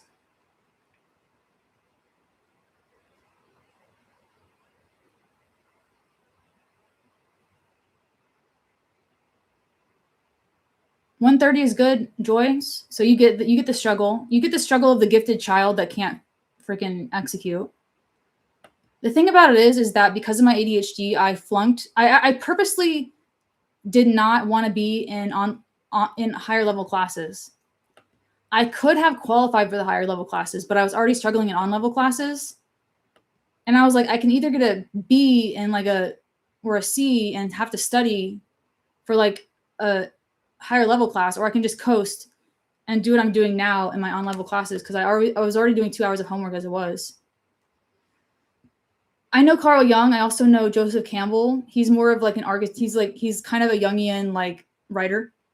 I'm really more into Joseph Campbell though, but he has a lot of Jungian influence. But it's been a while. I have this entire book of the Portable Young, it's called, and I've been reading it, but it's way over my head because it's like an ancient tome from like the 1950s, and it doesn't have any footnotes, so it's a little bit over my head just based on the way they talked back then. It's a little bit weird to me. This feels like my Sorry Not Sorry stream. It has that same energy. You're wearing a dress. Oh, thank you.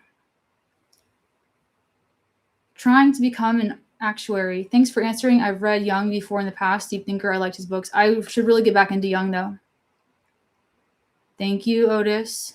I opted out of the advanced classes because I wanted to be with my friends. I was a smart idiot. Funny enough, Will, most of my friends at lunch were in advanced classes, so I never got to see them outside of lunch. My friends from high school ended up being a psychiatrist, a rocket scientist, and a physicist. And now she's working at a lab.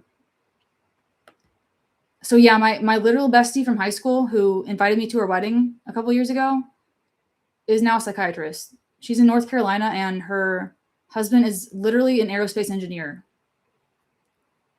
So I was friends with smart people the whole time, which is probably why I never felt so smart because everybody else was like smarter than me. I've never really vibed with people that were dumb.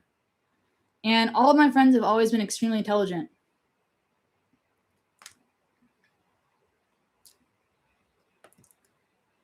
So yeah, that's kind of why I feel bad about myself because my bestie from high school literally went to one of the top med schools in Georgia. She went to Emory. And she was like crying to me, struggling one day. She's like, I can't do this, Shelby. I've never had to study before in my life. And I was like, whoa, I'm so sorry. Like, what do you want me to do? I was like, you can do it. You can do it, girl. Do I make a living off this channel, Mr. Derp? I make an additional paycheck that's about like if I was working retail, for example, full time, it would be the equivalent of like 1 week of working full time in retail. So it's like an additional check. It's not making a living money necessarily, but it does help offset the fact that I have to buy food. So basically what it covers is food and gas. My mom's paying for everything else. The biggest problem in your life are managed rather than overcome. Yeah. I like Nietzsche though. RPG analogy, high IQ people crashes and burns because they start acting like support party members who start going into front lines like warriors. Even if you perform well, yeah, I feel like you have to know your role within a team. And not everyone is a frontline attack dog, A-type personality, super hyper performer type person. Everyone has different physiology and different limits. I think that most people want to be the A-type frontline, A-type personality, taking the arrows. They want to be that person because they want to be paid like that person, but they don't want to do what that person has to do. And I feel like being a good support character, being a good cleric, for example, is very underrated. It's a thankless job a lot of times, but being a really good cleric and being a really good mediator and being the glue that keeps everybody together is an undervalued skill. Because not everyone's the attack dog. Not everyone is bred like a Belgian Malinois. Not everyone, like, I feel like different people are different breeds of dogs. Sorry. Different people are different breeds of dog. There are certain people that are working line, militant Belgian Malinois that with the right training will reach high levels of intensity and protection, and they're just working dogs. They will work their asses off all day long. You can take like a bulldog, like a lazy ass, or like a Pekingese, for example. You can take a Pekingese and train it up, but it's never going to have the same protection and drive as a Belgian Malinois no matter what you do. And if that Pekingese is like comparing itself to a Malinois, it's like, oh my God, I feel so bad that I can't be a police dog. I'm trying to be a police dog and I'm not a very good police dog. Like, bro, maybe you should try being a lap dog. Maybe you should try being like a emotional support dog, bro. You've been wasting all this time trying to be something that you're not, bro. That was me for years. I was a Pekingese trying to be the Malinois though, because I thought that's what I had to do. I thought that's the only thing I could do. They just want to ignore reality and try to print more than they're worth so they can keep talking about their, I don't know what that means. Have you thought about this or did these thoughts come to you just now? I just make it up as I go, Nimrod. Socialist type shit? What is? I never found my place in society either, but I'm quite unintelligent. It's funny how we end up in the same spot for entirely different reasons. Mr. Derp, I feel like if you are a standard deviation above or below the median, and I said this in my video, like the people that I got along best when I was working at Kroger were the people with Down syndrome and disabilities, who were clearly like intellectually delayed, but we were dealing with a very similar situation in which we were being discriminated against and we didn't fit in. And I related to them. Like I literally had more in common with my regular bagger when I was a cashier at Kroger who had Down syndrome than I did with these idiots. Because I felt like we had similarities that nobody else had, which is being an outlier in a society that punishes outliers.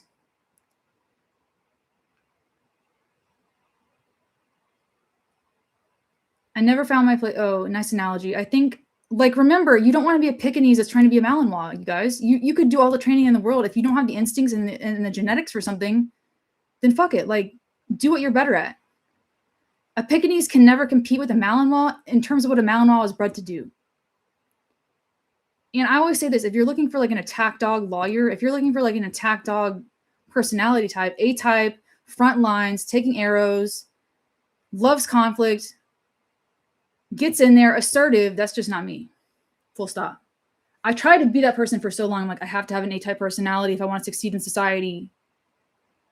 And now, as soon as I embraced, Kroger is a big box retailer. You might have Ralph's, Pavel. Ralph's in New Jersey. I think they have Ralph's in New Jersey, Pavel. Kroger and Ralph's are the same company. They just can't call different shit, call different things. It's a big box grocery store, Pavel. It's nothing special. It's just like a really big box grocery store. So, yeah, they sell all the groceries. Not gonna lie, seeing how cruel this world is can only make me want to be even kinder. That's so nice, Cats. I love that it's like made you want to really influence the world in a positive way and not give up. They use IQ as a system to discriminate those who understand more than them just because, yeah, I agree with that. I think there is a level of racism and there's an element of discriminatory redlining that happens with IQ tests because there's a lot of things that can affect IQ, like PTSD can affect IQ, neglect can affect IQ, abuse can affect IQ. All these things can make it seem like you're stupid when you're not, and you just have a really addled brain from circumstances that were outside of your control. We have Lidl, Kroger, and Aldi's and Publix down here. Lidl, Kroger, Publix, Aldi's, and Trader Joe's. And I know Kroger is called Ralph's. It's also called Myers, I think. It's either called Ralph's or Myers. Another place. SS, that's crazy. You just did the Mensa Norway and got the following message. Your IQ is outside the range that the test can currently measure. We will expand. Oh, that's amazing, SS. That means you have like a 160 to 190 IQ. That means you're a genius, SS. You're a full-blown genius. Mine was 135. The IQ test only goes up to 160. And so if it's outside the range, your IQ is over 160, dude. That's like top. You could join the 999 Society, bro. You should take the official proctored IQ test and join the 999 Society. Anyway. Aldi you don't like? Aldi's good. I never ever believe these IQ numbers. If you guys do the Mensa Norway one, it's free. Mensa Norway is free. My first try I scored 120, but after I studied for it, I scored 135. It doesn't matter, but it's fun to know what yours is. This video is genuinely cathartic. Thank you, Alif. It doesn't matter, Nimrod. What matters more is how likable you are and how well you get along with other people and how well you can read social cues and how well you can read the air. You can read a book really fucking fast, right? I always say this, like, I would rather be dyslexic in terms of academics than I would be autistic in terms of like being dyslexic in terms of reading the room. If you can read the fucking room, you're going to beat a book smart person 20 times out of 11. You're going to be a book smart person 11 million times out of 100. Book smarts it doesn't fucking matter if you suck with people. It doesn't matter. Like, no, for real, like reading the room and being a savant socially, I would trade it all tomorrow. I'd have like an 85 book smart IQ. Fuck it. Just give me like an 85 IQ so that I can drive and do shit and not have to have someone change my diapers But like, make me a savant at reading the room. I take that any day of the week over what I got. Any day of the week. Be a people smart person daily. I would love that. Street smarts is such an invaluable skill, typical, because I think that street smarts and people smarts and being able to read the room is way fucking better. You got 145. Yo, everybody should take the Norway IQ test. I should do a live stream where I take it to prove my IQ.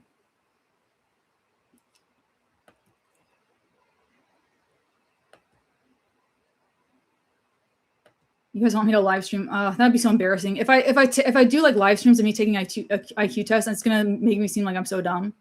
So what I'm really good at is the visuospatial reasoning. I'm not so good at Tara is the smartest one in the chat right now. Book smart wise, that is. She works at NASA. Tara, I keep telling you, drop your LinkedIn in the chat, girl. Dr. Tara, I should say. Dr. Rutley, I should say. Scored 165 when I was young, 135 last year. World clearly doesn't care. Yep, it's all about people and who you know. Pavel, don't worry about it. Maybe you should take the Mints in Norway one. It's only 20 questions, Pavel. You don't have to take a full proctored one. I feel like the proctored ones are really long because they also test your executive functions and how long you can stay focused, and it's kind of more like an endurance test. Void got a 133. If you didn't have all that, you'd probably be in the triple nines.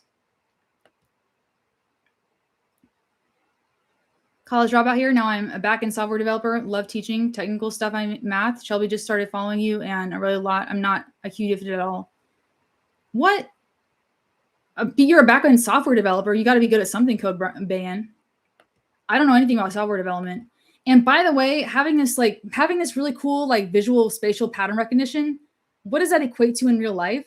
The only thing that I got really good at was like solving a Rubik's Cube in 30 seconds and learning the CFOP method quicker than most people. And I might even be good at chess, but I find chess really boring. I've never done chess. I think I did chess for a while and I got an ELO of like 1400, but like it just hurt my brain too much and I got bored. Having spatial ability would make me good at engineering. It makes me good at art. Visual spatial pattern recognition has made me an artist, okay? And it makes me good at solving a Rubik's Cube. I learned the CFOP method, which is a Rubik's Cube solving method, in about like 3 months from nothing. And I got to a point where I could solve a Rubik's Cube in about 30 seconds, but I completely didn't do it. It's been like 10 years since I've done that. Full disclosure, I have not solved a Rubik's Cube in over 10 years. Like the last time I did it was before I dropped out of college. And I did it because I was like with my grandparents and I don't know, I just felt like doing it one time. I did it over a summer and I went from never doing it to like a 30-second time. But by the way, the world record Rubik's Cube solve is like 2.97 seconds. So don't think I'm smart or anything. And part of Rubik's Cube is like your muscle memory and how quick you can go. Your turns per second, they say. Shelby, would you be a good blackjack card counter? I've thought about learning blackjack, actually, Willie. But because my working memory is really bad under pressure and distraction, I think I could probably do blackjack and poker online without any distraction. But when it comes to counting like a 6-deck shoe in a casino where there's intense levels of distraction and pressure, I don't think I could do it. I think I would lose my train of thought really easily. But if we're just playing blackjack or like BS in like a family setting where it's like at the kitchen table, then I'm pretty good at it. But I can't do it professionally because I just can't stay concentrated under that level of pressure. And I would really lose my shit if I got backed off and they asked me for my ID and they bounced me out of the club. Like I'm really sensitive. And I'm afraid that I'm really risk averse and I don't like playing a lot of money. And if I was playing high stakes, what you need to do to make a living off of it, try poker. It's going to be hard to read you. Really. I think I have tells. I definitely have tells. I think I would have a hard time with poker because I'm not very good at reading people in general, but maybe poker could help me learn to read people. You never know. 124. That's good. That's a standard deviation above average. That means you're smart. That's above average. That's really good. That's about what I scored before I started studying for them. I like 3D puzzles too. Just freeze like a statue. I can only read effect and stuff, not what they think. You can read affect. Okay, cool. I feel genuinely joy to see your art and listen to your reflection on life. Thank you, Code Ban. It's crazy you got 135 at all 3 tests, even when the last was a decade later. Yeah, I know. I mean, I think I scored like between 128 and 135, but it was within the same standard deviation. And they were different tests. So it was within the same standard deviation. It was like between 128 and 135. And on my first neuropsych evaluation, he actually looked at me and said, your ADHD is so severe that people with this level of severity of untreated ADHD oftentimes don't graduate high school. And I was like, I graduated with honors. And he's like, well, your IQ is probably why that happened. If you had been medicated in high school, he said, you probably could have been at the top of your class, but I was like a very average student. I was like, in my class, there was like 1,200 people in my class. And I was like 400 out of 1,200 people in terms of my GPA. If I recall, I graduated with a 3.7 weighted GPA, which is good, but not good enough for like a real school, like a real proper university. I'm losing part of the chat. Harvard Business School only takes people with 210 IQ. Are you kidding? I didn't think Harvard. I don't think you just made that up. I think Harvard only cares about test scores. 105 likes. Thank you guys. Have I ever taken Ritalin? Yes, I didn't like the effects of Ritalin, but I do take Adderall still.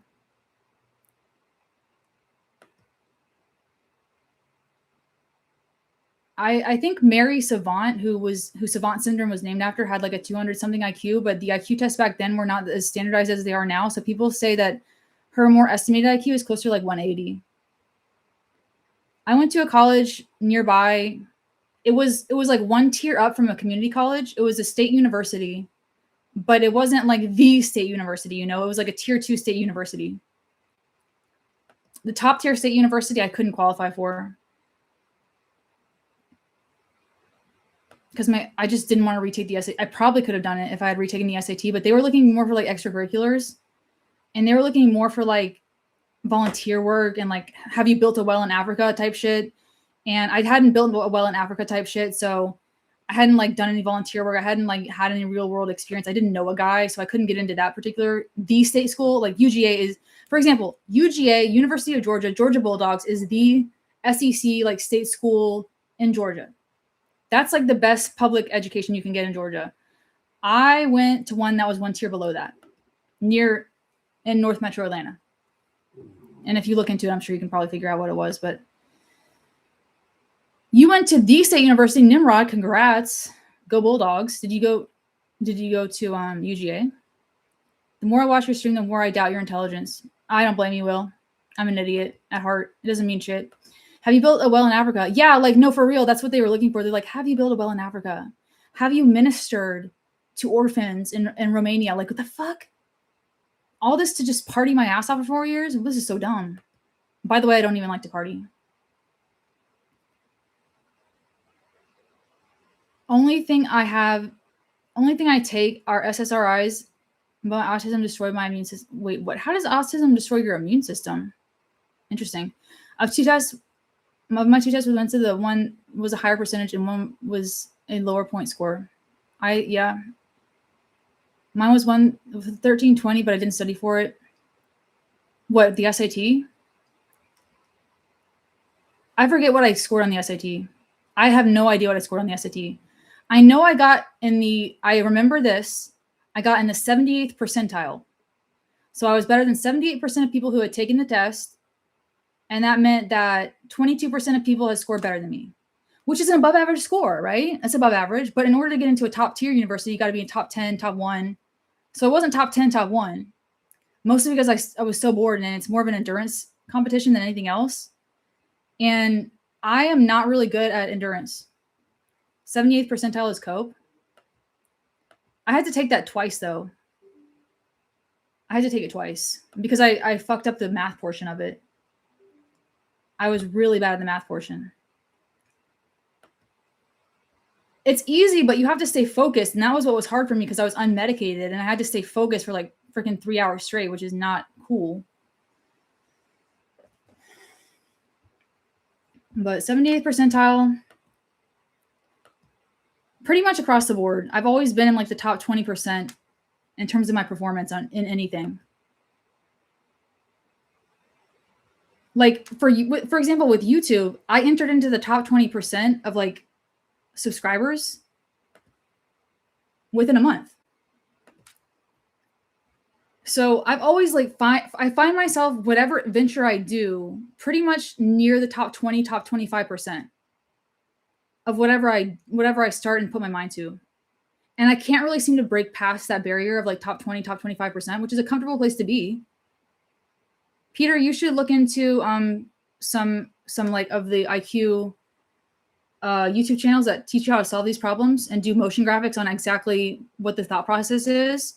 And then once you understand how the problems are solved, it'll be a lot easier because it's kind of like trying to solve like a physics problem if you don't know the formula, right? It's not really possible. But once you know the formula, you can do it. I love David Goggins. I actually read Can't Hurt Me, and I also read his other book. What is his other book? He wrote the book Can't Hurt Me, and then he wrote the book Never Finished. And I actually listened to both of them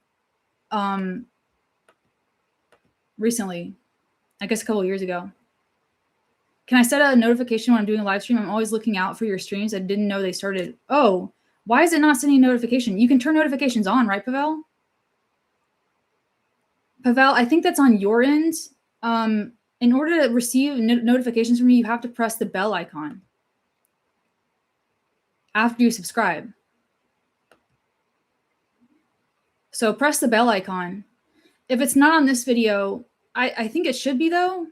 Is that right, you guys? How do you turn on notifications for a live stream? Because if you're not receiving notifications from my live stream, it's probably on your end and you need to press the bell and press turn on all notifications. And I think you can actually go into your settings and choose what notifications you want from my channel. So you'll get a push notification every time I go live or post something. I didn't think you would have heard of David Goggins. He had a hard childhood. I loved it. I love David Goggins. I don't think I can work as hard as him. I think he has a real gift. He's gifted.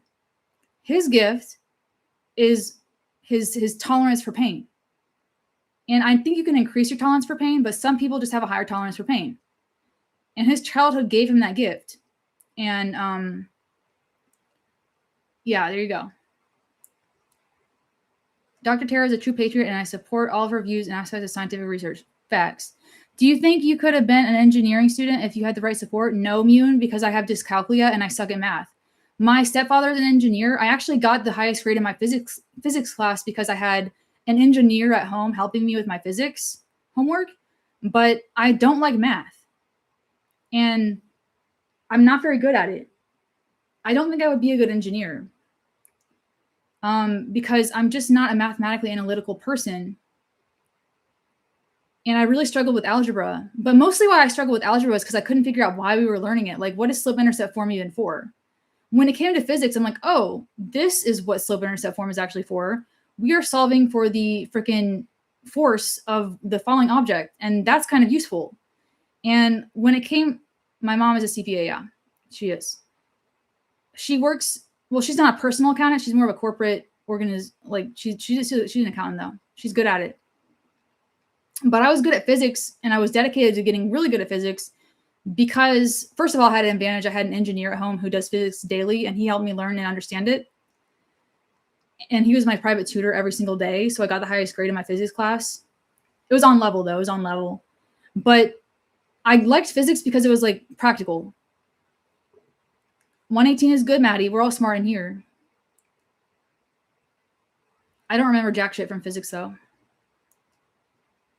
Zeitgeist docs. But I think that learning algebra is good foundation for learning physics. I think algebra is like the building blocks for things like physics and actual like practical math. It teaches you how to solve problems like that. I don't really know why we need to find the hypotenuse, but then once we started physics, I'm like, oh, we need to find the hypotenuse to measure it and build this model. And that makes sense now. Have you started using pencil and paper more than keyboard to formulate ideas that can put into practice? Oh, you have. Not sure how it works. Yeah, pencil and paper is way fucking better. And yeah, my stepdad is a really good engineer though. They don't want him to quit. He says he's a unicorn. He has so much information on some of the outdated machines that people are still using in India, for example. So, for example, some of the places that they build machines for are still in India and China. And he's like the only one left that knows how to repair those machines and how they work. And so they can't fire him. And it's a really in-depth skill. So they have to like train people up and stuff, but he doesn't want to go over there and teach anybody because he used to travel abroad, but he doesn't do that anymore. My mom's really good at what she does too. For all the flack that I give her, she's really good at what she does. We love it. They don't want her to quit either. Can you call your mom so we can see what she looks like? I don't want to put her on the stream. She's mad at me because I talk shit about her on here and I vented. She thinks everybody hates her on here. Everybody send love to my mom in the chat. Say thanks for putting up with Shelby for so long. I know what is even math for in daily life, but everything is physics. Yeah, exactly. What is math even for? Like, how do I put on socks? Yeah, exactly. Everything is physics. Everything is physics, correct. And everything is also visual art as well. Everything is visual information. Everything is physics. Once you learn like how to study motion and animation and learn how to study color, it's like you can't get bored because you're always studying life. Personally, before my journey with these substances, I was very closed-minded and suffered from depression and OCD, but psilocybin and certain analogs have really helped me. I'm glad they helped you, Stan. Don't you think the impossible isn't enough because everyone is fighting to live well? I don't know what that means. Don't ever think the impossible isn't enough. Yeah, right. I agree with you. I will not stand for the math slander. I think that math is beautiful, but I don't really understand it. I think if I reapproached it as an adult, and it wasn't just my dad yelling me at the table, like my memories of math is my dad, who is a CPA accountant, who is extremely smart at math, yelling at me for not knowing how many apples Johnny has if he gave Sarah 2. You know what I'm saying? It was like that TikTok where it's like, if Sarah had 5 apples and she gave Johnny 3, how many apples does Sarah have? And I'd be like, oh my God, like that's my association with math. Everything is nothing. Math is useless. No, it's not. I have synesthesia, so I see colors and music. James, that's legit. Hello. I have synesthesia when I use psilocybin, so I've had a sample of that.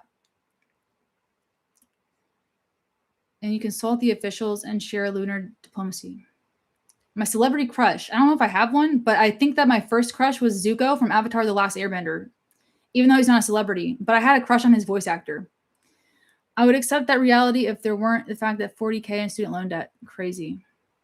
Math is obviously useless for you. Maybe. Math is beautiful. We have different opinions on math. There's this guy that I think has autism, but he invented geometric unity and got stalked for... Interesting. B. Buckminster Fuller for the Synergetics, Stafford Cybernetics. What? I don't know what that means. Oh, fuck. I can't see shit. My design is better than yours, Ace, and I will be the one after NASA chooses my design instead of yours. Oh my God, Typical. That doesn't sound very smart. Yo, smart people are humble. You should be humbled, Typical. Be humble. How about the apples? James, yeah, I hate those word math problems. Fuck yeah. I think you could do whatever you wanted, Shelby. Thank you. Yo, we got a super chat. Hold on, I haven't read. I'm not even caught up on the chat. Daniel, I like following high IQ women. Word on the street. I don't want to ruin my reputation. If I live streamed IQ tests, I'd probably get like a 70 on them. Thanks for the $2. That's what we like to see. And we got love for my mom from Wholesome Knave. Thank you. Brad Pitt, I really don't know. I had a crush on Vic Mignogna, who was the voice actor for 2 of my favorite anime characters. So I had crushes on like voice actors and stuff. I had a crush on Nathan Fillion from Firefly, and I watched Castle a lot, so I think I had a crush on Nathan Fillion as well. He's probably like the most legit celebrity that I had a crush on. So that's probably what it was. Nathan Fillion, probably my first celebrity crush. But I was in love I was in love with like the Firefly version of him. My mom has backed off quite a bit. She used to be more controlling than she is, but I don't blame her, really. I'm gonna have to go in like an hour to do my dog appointment. Have I done genetic testing before? No, and I've wanted to see if I have like the APOE4 or 2 or whatever. I'm really interested in doing genetic testing, but I haven't really done it yet. The real good ones are like $500, Maddie, and I don't really want to spend money on it. I believe you'll eventually get what you want. I wish you the best. Thank you, Cats. Oh, that was to Exelon. Never mind. Exelon, somebody believes in you. If someone was getting into art, painting, and drawing not on your level, what advice would you give someone to start out? Oh, DC, if you want to start out, I would say choose one online school and stick with that. For if you're a rank beginner and you have absolutely no experience, free resources include Paint Coach, Proko. Those are the two ones. I would say Paint Coach on YouTube and Proko.com, Stan Prokopenko, are the two best starters for YouTube channels that are free. And if you wanted to pay, they have premium stuff for their channels on their websites, and you can get critiques on there. If you wanted to go even in more depth and then you wanted to pay like a subscription for real art instruction, I recommend artwad.com and also recommend New Masters Academy. And that should be enough to get you started. But don't overwhelm yourself, because a lot of people, like, they sample and take things from different schools of thought. Like, just choose one fucking school and stick with it for at least 6 months. For real. So there you go. What's up, Aaron? You're welcome, DC. Yeah, that's what I recommend. And by the way, they did not have that when I was 13. What they had was DeviantArt tutorials. And what was on YouTube was very sparse back then, because YouTube was like 1 year old. There wasn't really any tutorials online. So I had to take in real life art classes, and I had to learn from books, and I had to learn from DeviantArt and Neopets. Yep, Neopets was like my first introduction to art. Yo, Exelon, what up? High IQ people are the best. Exelon, and what up? My stepfather bought me Marcus Aurelius Meditations book, and I haven't read it yet. But yeah. You should not react to what you don't control, but you control everything. Interesting. That's an interesting quote. Could you please talk about your highlights, about your smart moments as a high IQ person? My smart moments as a high IQ person. I learned to solve a Rubik's Cube in under 30 seconds in about 3 months from not knowing anything about it. That's about my only flex. I had a YouTube channel that had 1,000 subscribers back in 2008 as a Pokemon YouTuber under the pseudonym PyChunk. And a lot of the people that I came up with on PokeTube now have 100,000 subscribers because they never quit their channels. Like, there's this one guy named BKC. And BKC, I actually looked him up the other day, and I'm like, holy fuck, BKC has like 75K subscribers, and he's still making Pokemon content. And I'm like, damn. I remember when BKC had 250 subs, and he was like hitting me up for collabs. And I was like, yo, BKC, I really believe in your channel, bro. And as I had 1,000 subscribers as a female YouTuber back on PokeTube back in 2008, which was a fucking ton. This is before you could even get monetized. I collabed with this guy named BKC, and I looked into him, and I'm like, holy fuck, BKC is like almost has 100K subs now, and he's still making content. And I'm like, damn, I wish I had stuck with it. But I am on my Addies today, Peter. But I started getting harassed, and I had somebody not dox me, but I had someone send me, like, it was just really bad. Like, I was getting sexually harassed on there, and I was like afraid for my life, but which was stupid. I just didn't like that some of my friends that I had built on there, they were all guys. Before Discord, there was something called Zat. And I had my own Zat, and I was like involved in other people's Zats, and I was like really having a good time on these Zats. And I had built some friends that I believed were my friends. But then they went behind my back. We had like voice chatted. We had played Pokemon. We had trained our Pokemon together. Like, yo, we had been on like in-game dates and shit. Like, I was like really vibing with these people. We were like homies. And then they double crossed me, and they were talking shit behind my back. And doxing is like where they reveal your address and tell everybody where you live and what your real name is. And someone figured out my real name because I was going by a different name on YouTube. I was going by PyChunk, and my alias was Holly. And anyway, they figured out my real name, and they found my Facebook, and that really scared me. And I was so devastated that my online friends had figured it out. And people from my school figured out that I had a YouTube channel because my mom told them about it. And then word got out that I still like Pokemon as like a 15-year-old, and I was so embarrassed. that I had to delete it. And I had 1,000 subscribers in 2008 on PokeTube.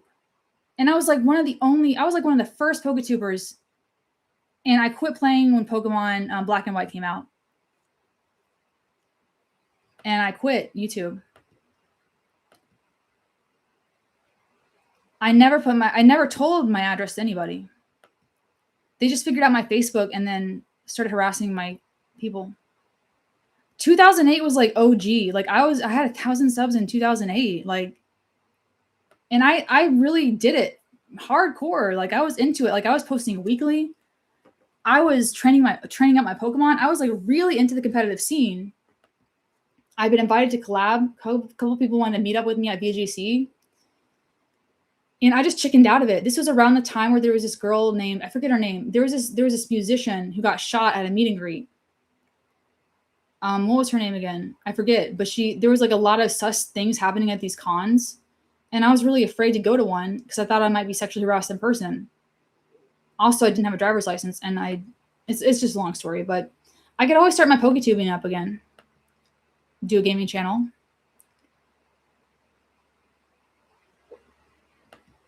Yep. She told the parents of my peers who weren't even my friends, they were actually my ops. And it just kind of spread that I had this YouTube channel. And I think she came from a good place. I think she was trying to tell people, she was like, yeah, why don't you play Pokemon with Shelby? She really likes it. And I don't think she realized how embarrassed I was by the fact that I still like Pokemon and Neopets. Get your spark back, Shelby. I really relate to you. Thank you. DoorDash is a possibility, babe. I'm just concerned because my car has 100,000 miles on it, and I don't want to run it down even farther than it is. I'd have to probably end up buying a new car or a new transmission.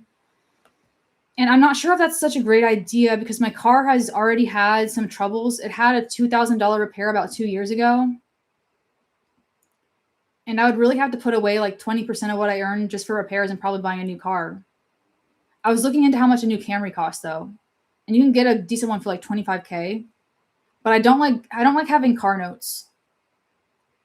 And so I would want to make sure that I have at least like 5 bands to lay down on like a decent down payment before I have some of that, but I want to have like extra left over. I just want to save a little bit more money before I do that. Your Shoiru, oh my gosh. Literally today in 2026, scalpers want Pokemon cards because they can't live a normal life. I know. And what's crazy is back in like the heyday, back in like Diamond and Pearl, Black and White, X and Y, I feel like Pokemon has gotten even more popular. Is it just me? Maddie, I just talked about how I made money earlier in the stream, but if you missed it, I make money on YouTube, I make money selling my art, and I make money doing dog sitting and dog walking. Thank you for the compliment on my dress. Yeah, covered in paint. I know I need to dress up a little bit nicer. This is a very cute dress, right? Believe it or not, this dress I bought with YouTube money. Let me do a little fit check. Fit check. You guys actually helped me buy this dress. So this dress was like $30 on Amazon. And it was a YouTube money dress that I bought. So thank you guys. Your super chats and all your likes and comments and engagement on my channel have helped me buy this dress. So like literally, I think I should tell you guys. Oh, also, I should have done this at the beginning of the stream. One second, I'll be right back.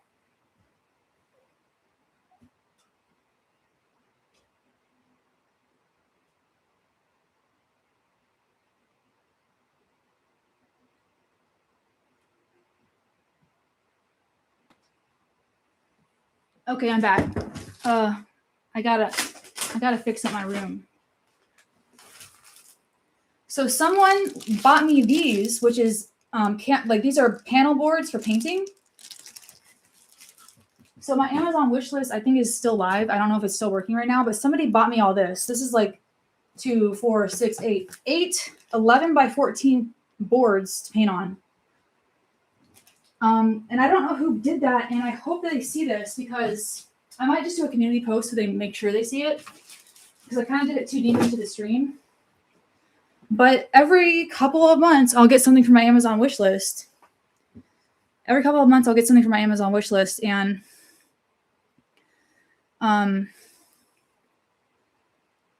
So there you go. I really appreciate you guys buying stuff from my wish list. I know I'm dry begging on YouTube.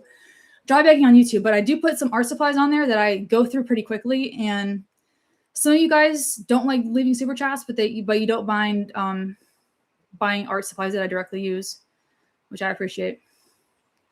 Is mayonnaise an instrument? Pokemon cards are more popular than ever, and they're seen as like investment pieces now. I really need to get back into Pokemon.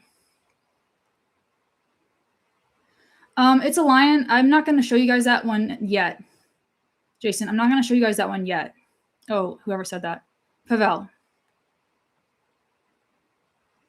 Ace, I'm trying to become like a little more feminine in the way that I dress. I have a skincare routine, but it's like pretty basic. I have sunblock, and then at night I use retinol, and then I use an exfoliant.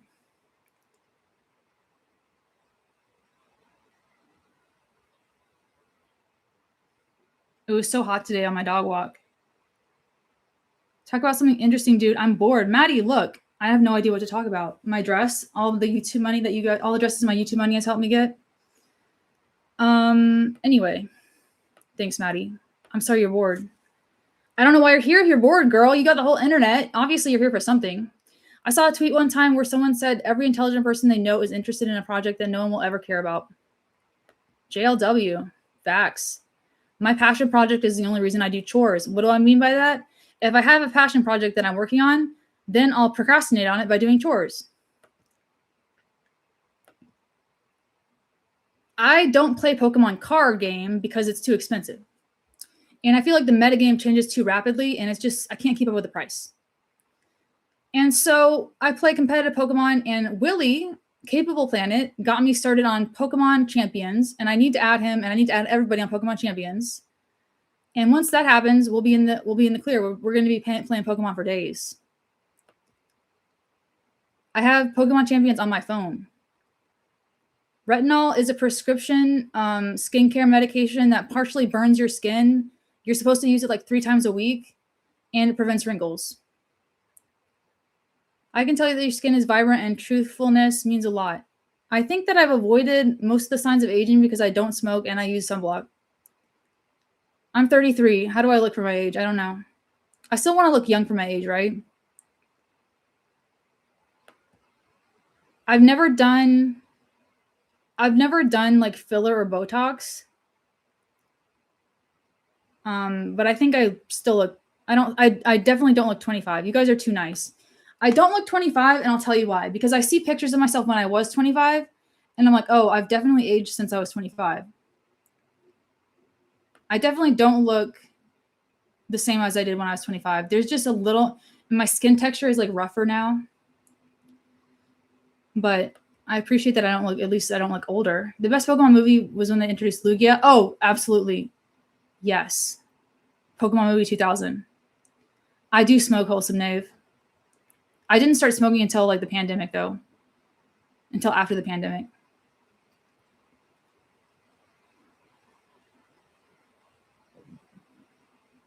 Everyone just tell me that I look like I'm still 25, okay?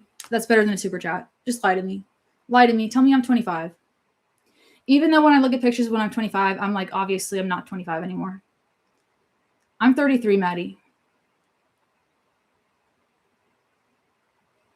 Oh, you weren't asking me. Are you medicated for your ADHD? I am actually going to see my psychiatrist tomorrow.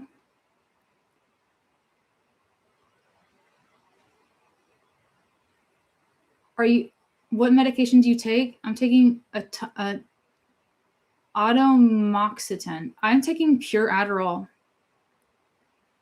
27. That's cool. 5 years younger is all right.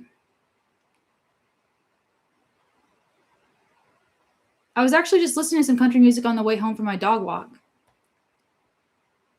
I like, I like the country music that I grew up with, like Miranda Lambert,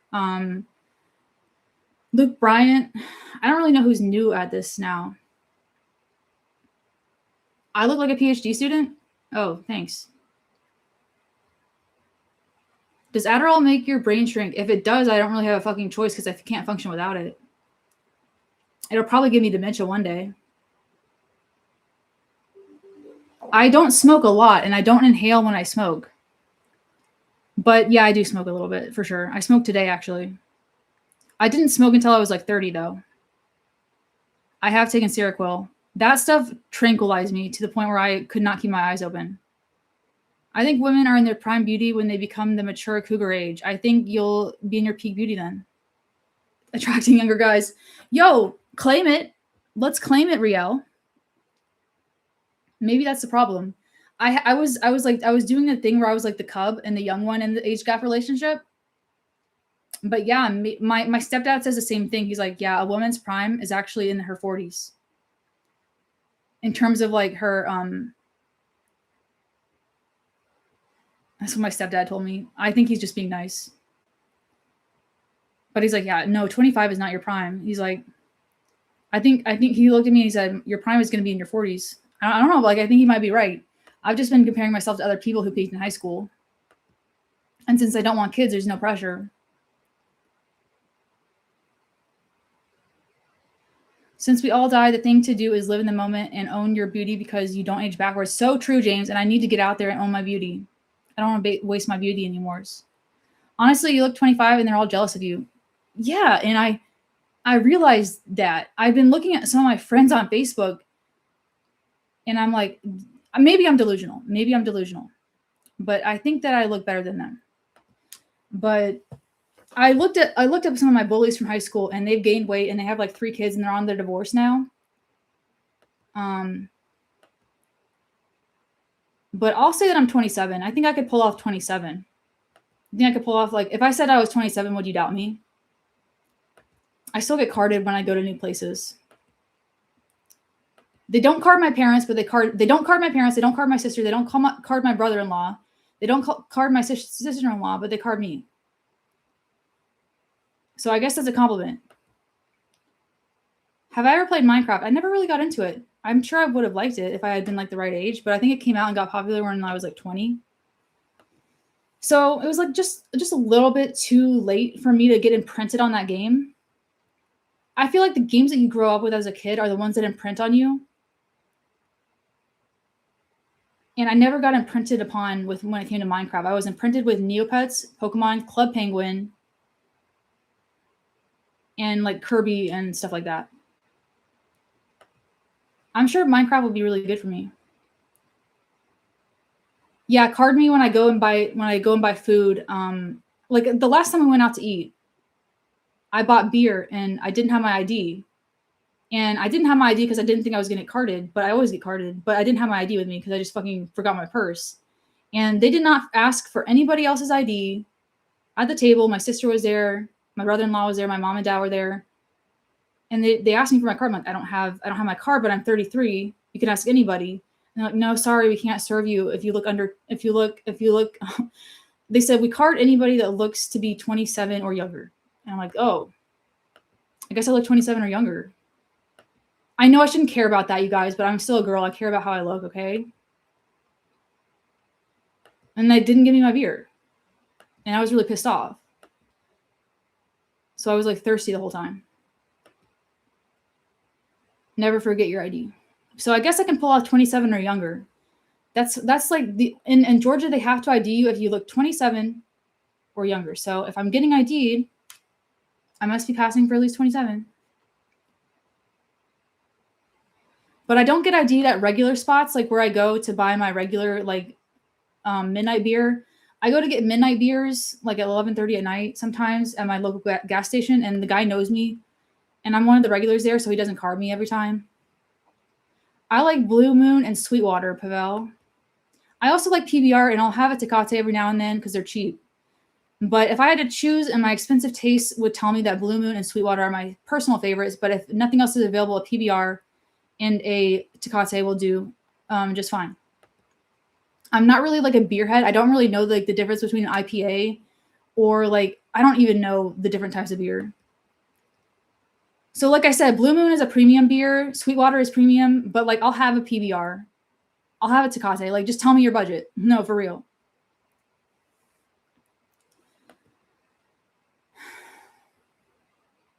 Guinness is good. Guinness is an all-time classic. Drinking beer right now, interface. Cool. Let me give you guys a hoot. We're at 100 viewers and 116 likes. Oh my god, we've been streaming for like 2 hours. I went timeline. I actually was like in the zone. I completely forgot what we were doing. IPA strong beer is 10%. Is Sweetwater IPA? Is Blue Moon an IPA? I don't really like IPAs because they taste nasty.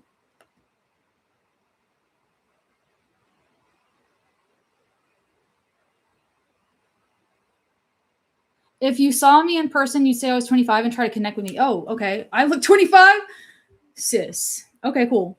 Because when I was 25, it's funny because when I was 25, everyone was like, so when are you graduating high school? They would like start small talk with me, right?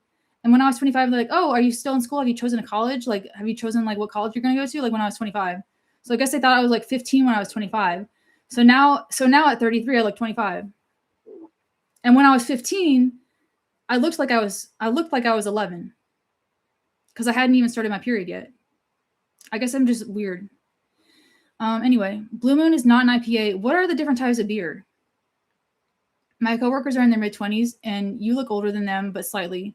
I guess you were in your late 20s. Yeah, okay. Oh, that works. I think what would give away my age is like after I start, if you were going based on appearances alone, I could probably pass for like 26, 27. But if you started talking to me, you would understand that my cultural references and like the way that I dress and the vernacular and the slang that I use is definitely not Gen Z. You know what I'm saying? It would be a dead giveaway if you started talking to me and you'd figure out that I am actually older. Mostly just because of like my cultural references and like the stuff that I grew up with and that kind of thing. Yeah, that's how I carry myself, Roger. Yeah. I definitely carry myself way differently than I did when I was 25. You can tell people's ages by milestones and accomplishments. True. You look like you could be 19. Oh, come on, Lars. I don't think I could pull off 19. I have been looking at pictures of myself when I was 19, but I don't have a single thirst trap of myself when I was 19. Because I keep forgetting that when I was 19, I was emaciated and sick with ulcerative colitis. And the only pictures that I have of myself at 19 are when I was in the hospital and having surgery and almost dying of UC. Yo, Danielson, is it true that drugs make smart people smarter and dumb people dumber? What? I think it's the opposite of that. They make dumb people smart and smart people dumb. You look good enough. I'm not trying to be obsessed with age, Maddie. It just kind of came across and it became like a subject. And I'm just asking for validation from my chat. Simp for me, guys. Simp for me. I'm between 18 and 50. Accurate. I appreciate the simping in the comments, you guys. It'll make everyone so pissed off. I'm sure the Reddit haters will have something to say, and they're going to be like, oh my God, Shelby's like 50. She's so chopped. She's a sub 5. She's horrible. I look 28. Thank you. I'll take it. I think if you talked to me and had a full-blown conversation with me for an hour, you'd realize that I was born in the 90s, like the early 90s. I'm happy and hyper in this stream, Pavel, I think because I have a job now and I'm getting gig work and I feel a lot better about myself now that I have like a job that I think is going to work out. And that's not making me miserable. Maddie has a similar sister to me. How do I deal with ADHD? I'm still learning how to deal with it. The biggest thing that I've learned is that I cannot work for other people. I have to work a job where it's okay for me to be a little bit late. If I have to work a job where if you are more than 5 minutes late, it counts as like a tardy and a strike on your thing, I can't do it, right? So I can't work a clock in, clock out job where I have to be there in a corporate way. And if I'm more than 5 minutes late, it counts as like one of my 3 strikes. And if I have 3 strikes, I'm out and I get fired. I can't fucking do it because my ADHD is impossible. So what did I do? I found a more flexible job where I can work for myself and not be bossed around. And if I show up 30 minutes late, it's not the fucking end of the world. You know what I'm saying? I do have to pick up dog crap, Pavel, but it doesn't really bother me, honestly.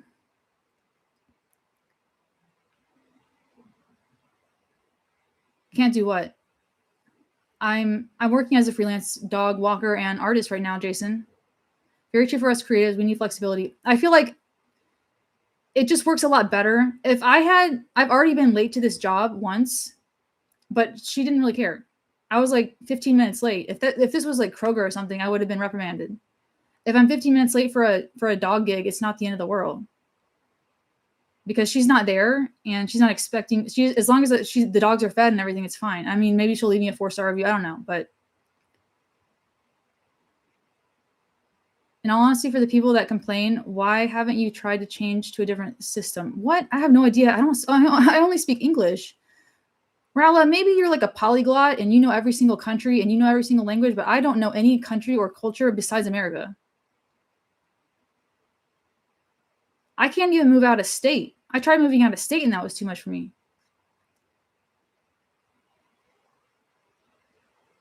Don't feel bad for Willie. He's fine. The only thing about Willie's situation that makes me feel sorry for him is the way his mom infantilizes him. Have you thought about using your intelligence in speculative markets to make money? I don't know if I'm really good. I don't know if I'm like intelligent in terms of stocks. I don't know if I'm like financially gifted. I don't think I'm financially that smart. It's expensive to move and more difficult for some people. Do you have to talk to a lot of other dog walkers? Not really, Pavel. I just do a meet and greet. That's like a 20-minute meet up where I introduce myself. I make sure they're not a serial killer. They feel me out. Make sure I'm a good fit. And then I show up the next time. And I got a key to somebody's apartment today. I got a key to somebody's apartment. He said I'll have to go through the leasing office to get the gate unlocked, though. And he's going to give me a key fob to unlock the gate, but he doesn't have it yet. So hopefully he'll register me as a guest. And that should be fine.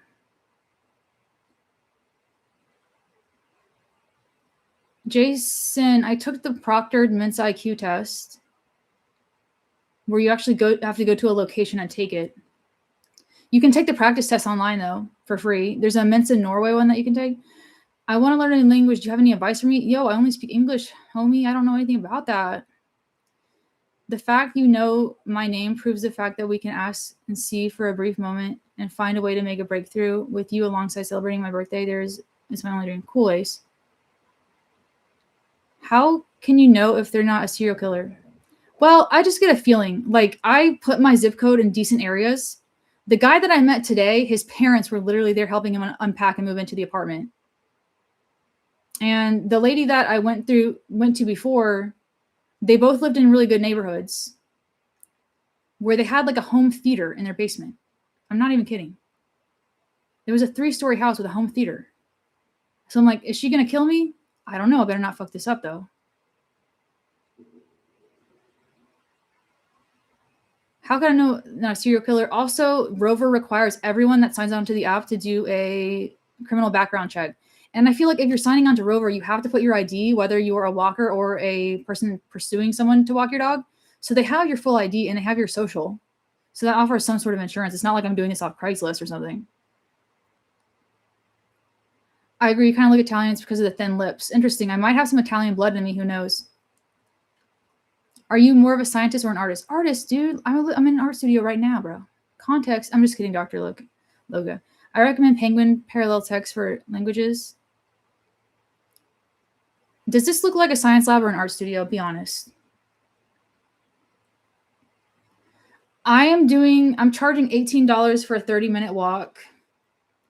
Plus $10 if they want to do it for an hour, so $28 for an hour walk, and $18 for a 30-minute. So it depends on what they choose. Most of them are choosing 30-minute walks.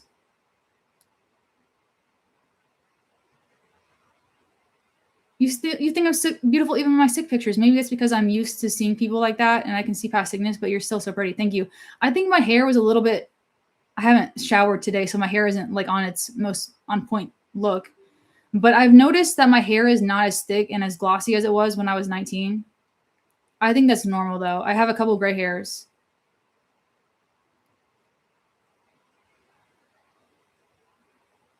No, you don't get paid in cash, Pavel. Looks like a secret laboratory to me. Maybe I'm a serial killer. I have OCD, so I'm really afraid of like one of the dogs dying on me or something. Because Vegas died when we were out of town, my cat. And she was with a pet sitter. Oh, yeah. A high IQ doesn't mean anything in finance, Maddie. It's all about risk tolerance and bravado. If you want to go into high finance, you have to have a really high risk tolerance and be willing to like put your marriage on the line and ruin your life to get rich. That's more of a personality type than a ability type. Thank you for saying poor Vegas. We were on vacation when we got the word that my black cat Vegas. If you are new, this is a portrait that I did in loving memory of Vegas. This is what she looked like. Vegas passed away at the age of 19. And we were on vacation and the pet sitter called us and had to bring her to the emergency vet. And she just went into total organ failure because I guess it was too stressful for us to leave her.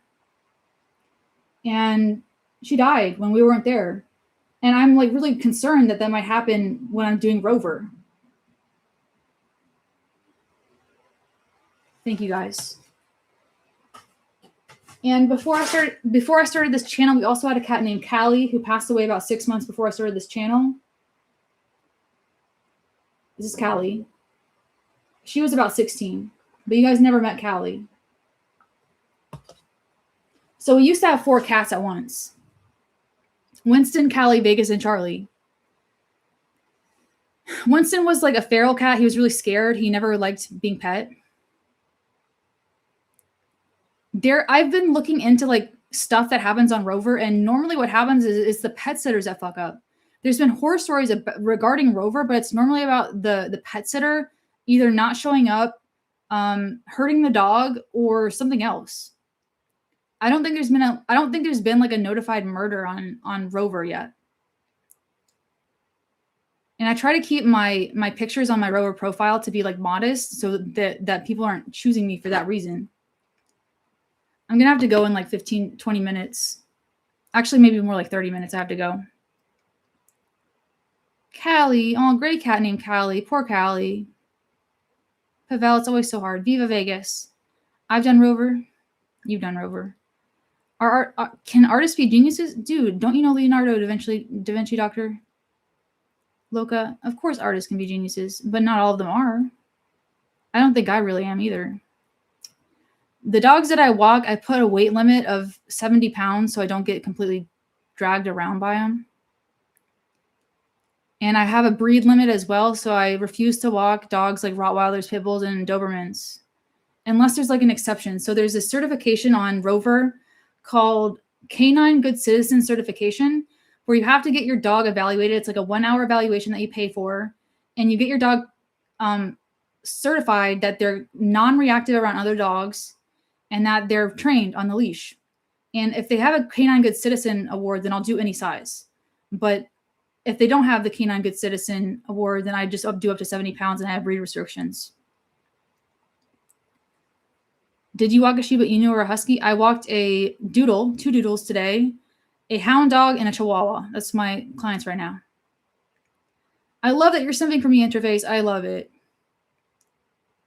It reminds me of how cats were deeply valued in ancient Egypt as symbols of protection and healing, and your videos bring that same type of comfort and defense when times are tough. Really? Interesting. I tried to avoid calling you when you were working. That's why I didn't stay on that long yesterday. Oh, yeah. And also, Willie, that's a good thing that you let me go because I was still at her house. And she might have a security camera, and that might be inappropriate for me to be on the phone with her. But I had to call you back because I didn't want to like make you think that I'm like just ghosting you all the time. And there's this Raymond. Okay, so we have Raymond the op. And then there's this other guy named Raymond that is in my DMs right now that I've been trying to get a voice chat with recently. Completely different Raymond. And I forgot him yesterday too. I said I was going to chat with him. And then I had commissions and dogs to do. No, my cats are inside outside, but they don't go very far. We got deer in our neighborhood though. Do you guys have like wildlife in your neighborhood? We got deer, owls, foxes, coyotes, hawks, herons. I'm sending for you. No matter what anyone says, I support you, Shelby, though thick and thin. Humanity will bring you the best. And thank you, Ace. Everybody give me good energy for all those clients that I can get on Rover.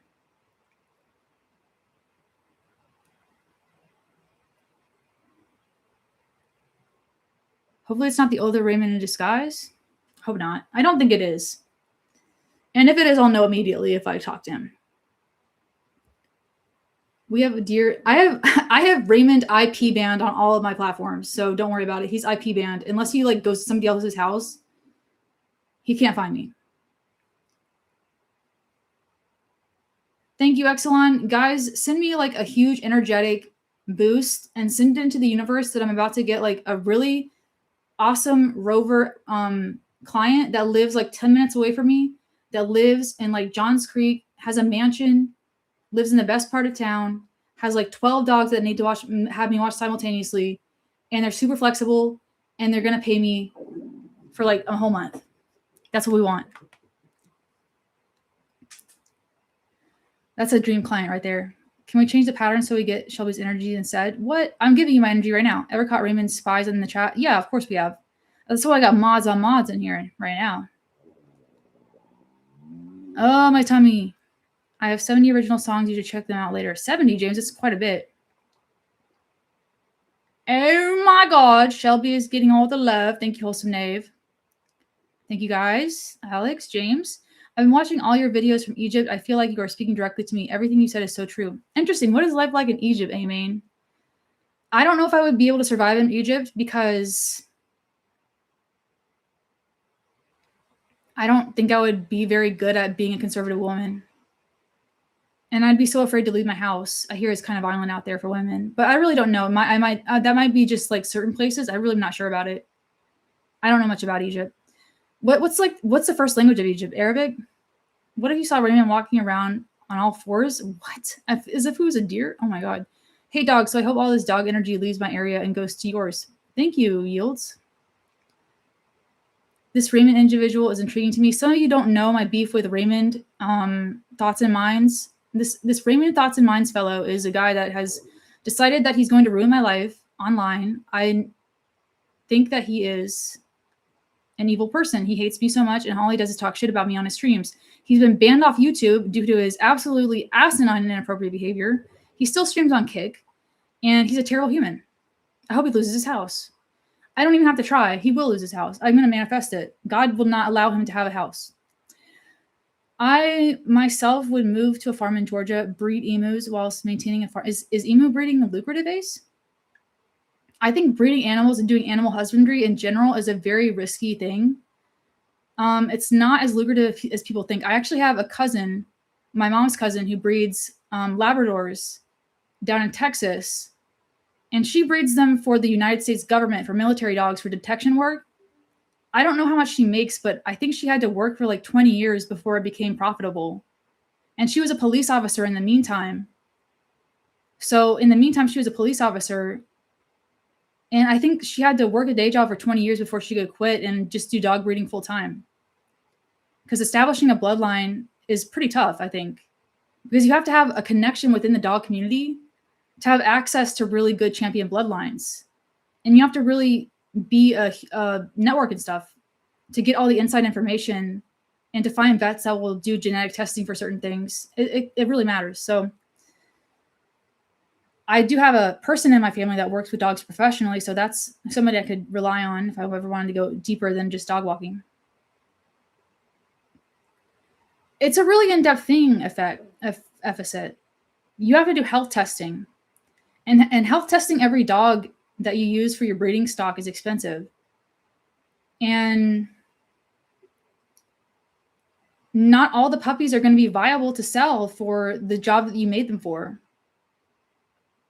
Like she trains dogs for police work, and they're not always viable for that particular job. And yeah. Why am I shadowed? You're not shadowed. I didn't shadow you, Mello. Do you show your mom my pictures I sent you? I showed my mom the Venusaur you got me. And I showed her the video that you made. I still got Venusaur right here. I don't know where I'm going to put him yet. I'm afraid if I leave him out like Charlie. This is what Willie got me for my birthday, everybody. I'm not coming to Iran, Maddie. That sounds scary. I don't think I would survive in a Middle Eastern country because I'm too Western. And I hear they assume that all white girls are hoes, even though I'm not a hoe. I would be afraid to be a white girl in the Middle East. Unless I'm being really ignorant. What do you guys think? Am I being ignorant? If you guys live in the Middle East, let me know how it is for women, for white women. This is my Venusaur that Willie got me.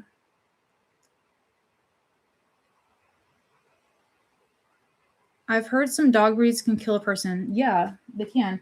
The dogs with the dogs with the dog breed with the highest reported bites is actually the Labrador Retriever has the highest bite report. Now, the dog with the highest fatal attack report is actually pit bulls, obviously. So pit bulls account for 28% of dog bite deaths, followed by Rottweilers, German Shepherds, and Huskies. Which is interesting. You would think it would be Dobermans, but yeah, there you go. Huskies, those are the top 4 that kill people.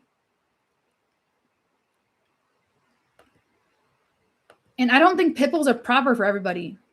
I wouldn't really want a pit bull because I don't want a dog that has natural dog aggression. What would I do with a dog that has been bred to be naturally aggressive towards other dogs? I want a dog that's protected, but pit bulls are not naturally really protective. They're dog aggressive because they're bred to be dog fighting dogs. That's what they're bred for. Family dog bit me as a kid, and I think it was when I learned that life can betray you in a moment's notice. Absolutely. I saw this thing on the news where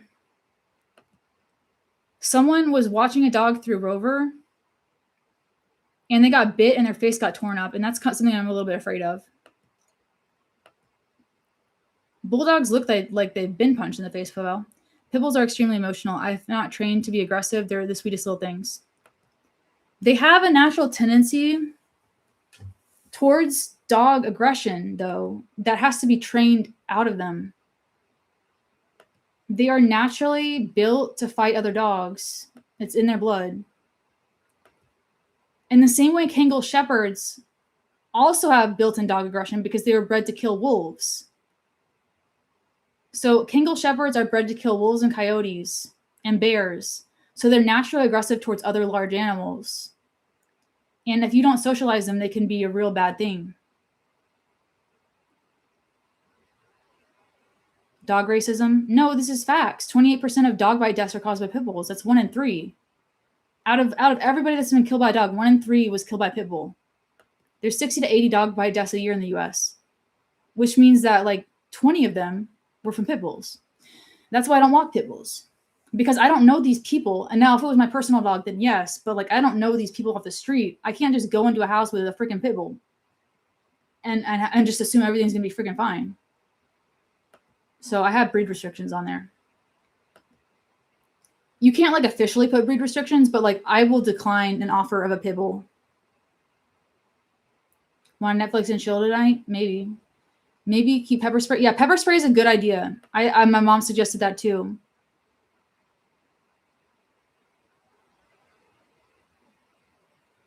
I feel like if you're going to get a dog to protect your house and you like the bully breed, then a Cane Corso is a better dog protector than a pit bull.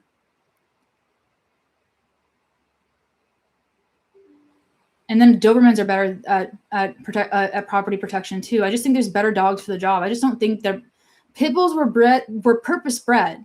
Pit bulls were purpose bred to fight in pits against other dogs. That's what they were purpose bred for. I think the breed has evolved and changed, and it's become a lot more of an ethical breed recently. But these new pit bulls are a little more chill than the old style pit bulls. But anyway. You can watch a Vice episode of pit bull fighting and see why people have enslaved pit bulls and slapped a label on them. No, I don't want to. I mean, Wholesome Nate. I'm not really going to Netflix and chill with him, though. Bullies are less athletic. Yeah. Learning models include incorporate.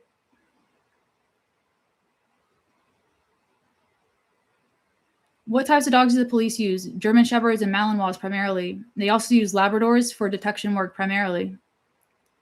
So the dogs that my mom's cousin breeds are for cadaver detection, bomb detection, and contraband detection primarily, and search and rescue.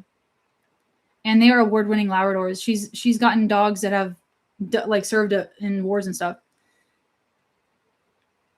But they are not really for protection. They're for detection. They're good field dogs. And her kennel has actually been on the local news for how excellent her dogs are at solving murders and stuff. Intelligent people used to go into coding, but now the avenue is locked off. Yeah, I feel like AI fucked everything up. Oh, rechargeable battery packs. Yeah, Willie, that's a great idea. Thank you for thinking of that. Isn't that reductive speaking for every intelligent person? I don't speak for every intelligent person. I don't speak for anybody but myself. Labs are good swimmers. Yes, they are. She also breathes. She kind of uses the other ones that don't make the cut for sport work, like dock diving and flyball and stuff like that. I think my brother used dogs to dig out people from avalanches. Yep. Oh, the Sphinx cats, Phil. The cats with no fur. Timing matters, and that's all that matters. I dropped out of computer science after tripping on magic mushrooms and went into psychology. Now just do art? Oh my god, dude. I'm going out at all. I'm going to be fighting for the communists trying to invade America soon. I believe that pit bulls can be really sweet. But maybe I'm just being like paranoid that someone, like if he attacks another dog, like my rover job is doing good. How did I get the rover job? You just sign up and you say you want to become a sitter, and then you put all your tax ID shit and information and ID and all that, and then they approve you or not, depending on your profile. And I just typed up a profile, right? I typed up a profile, like 3 paragraphs for each section. And then I put it into ChatGPT and I said, optimize this for a rover sitter profile that is preferred by the algorithm. And it kind of reorganized it and it did some SEO nonsense on it. And then I just copy pasted it back in. And I'm not even kidding. 6 hours later, I had my first gig. So I guess it worked. But I prefer typing it myself so it sounds like me, but I just optimized it with ChatGPT. How does it raccoon? I'm really scared of something bad happening on my watch. I'm so scared that it scares me.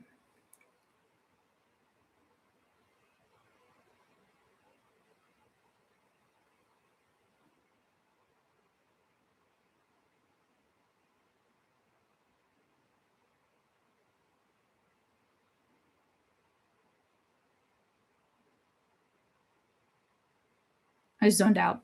Having personal experience with both types of dogs, both are nice and general dependent on their temperament and how the owner treats them, which seems to be common knowledge, but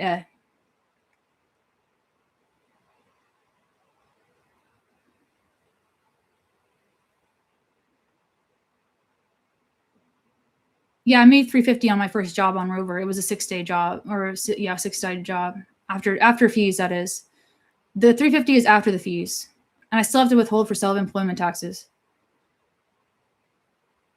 I think that's a pretty good check, though, considering I was only working 3 hours a day for 6 days. The problem is I just have to go over there so much, and it's kind of gas money. I have to refill my tank, I guess. I found one of your vids, and it made me feel less alone. I've never taken an IQ test, but relate to what you said, emotional regulation and struggles. For real. It's so bizarre when you have abilities in one section, but you're like a toddler when it comes to controlling your feelings. People just won't take you seriously, no matter what your abilities are. I hope your dog sitting career booms and lets you freely paint and have fun with yourself on streams. Totally. Thank you. After the Black Triangle UFO, what are you talking about, James? Is that one of your trips that you had on mushrooms? I halt myself when I see my photo in my profile on YouTube. I feel disgusting. I feel that quite a long time. Keep looking where I can throw it out. Oh, come on. Alec, you want to talk about it? Alec, you've been called out in the chat. Let's everybody talk to Alec. Alec is having a low self-esteem day. Alexander Sarah. Alexander, if you hate the way you look, I know how you feel. Give Alex all the love. I mean, I see your profile picture. You're not chopped or anything like that. Like, objectively, Alex, just based on this like micro thumbnail profile picture I see, is that you? You don't look chopped to me. But anyway, I've seen real chopped people, Alexander, Sarah. And there's people out there that have something called neurofibromatosis, and they are very confident in themselves, even though they have a deformity. So you can find confidence regardless of your appearance. It might just be that you're surrounded by narcissists who always nitpick on what you look like. That's kind of what my problem is. Well, here's the thing, Willie. I am going to do it regardless of my fears. And Rover has a $25,000 insurance claim per dog. So they'll protect their sitters for up to $25,000 worth of damages. Total. So they'll protect you for $25,000 worth of damages, which gives a peace of mind to the sitter and to the dog owner.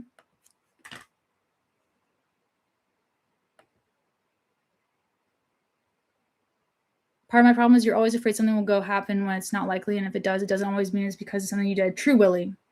And I think that part of my ability is like, I don't want to overthink it, but I think hoping for the best, taking action regardless of your fears and being brave, but also planning for the worst case scenario is really important. So for me, I'm really scared that the dog will slip off the leash. So what I do is I say, I require the dogs to be wearing a harness. And harness is a little more secure. So I have an extra little insurance if they pull. So I'm walking them on the leash on their neck, and I'm also holding the harness just in case they slip the lead. And I don't care like what dog it is. Like I'm just scared that they're going to slip the lead, right? And I had one of my dogs today jump over the fence. Over the fence. She jumped over the fence to get at the neighbor's dog. And the neighbor was like, oh, don't worry about it. Cherry does that all the time. And I'm like, I was so scared Cherry was going to run off. But again, Cherry came back. She got the other neighbor got the dog that ran off and brought her back around the fence and put her back inside the fence. My channel has started growing again just within like the last week, Joa. Or Jow, or whoever your name is. I started a started called Beta Technologies, Vertical Takeoff. Interesting. God does not give us a spirit of fear. That's right, Rich. The spirit of fear is the enemy. Fear is the mind killer. Fear is the tiny death that leads to total obliteration. I must not fear. I must stand in the face of fear and let it pass through me. And where fear was, only I will remain, right? That's from Dune. My favorite quote of all time. Not the exact quote, but you know what I mean. Where are you walking dogs when I call? I was at their house when you called, Willie. I was at their house.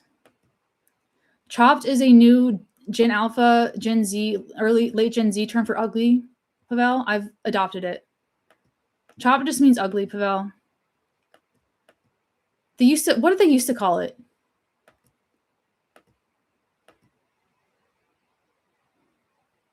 Oh, they used to call it a butterface. Remember that?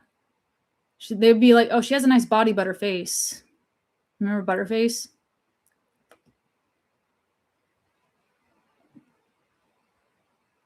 I don't really know if I have the appropriate portfolio for DragonCon, Boston Bob. I know it's right near me, and I've been before as someone who's been to Artist Alley. I don't.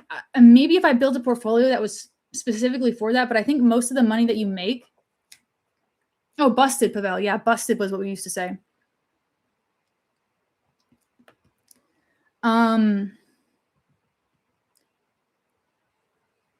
But DragonCon, I've also been to MomoCon, and I just think DragonCon is an extremely competitive art market to even get accepted into. I've never tried it. I don't really have a fantasy art portfolio though, or a comic art portfolio. And I don't really know how to make one of those. And I think most of your money from that actually comes from doing art requests on site. And because I have to do so much preliminary work, and I use a projector sometimes with my art after I do the preliminary work on my tablet through Procreate, I don't really know how that would translate to DragonCon. DragonCon is like the Comic-Con of Georgia, San Diego. It's like San Diego Comic-Con, but Atlanta version. I'm in Atlanta, Purple.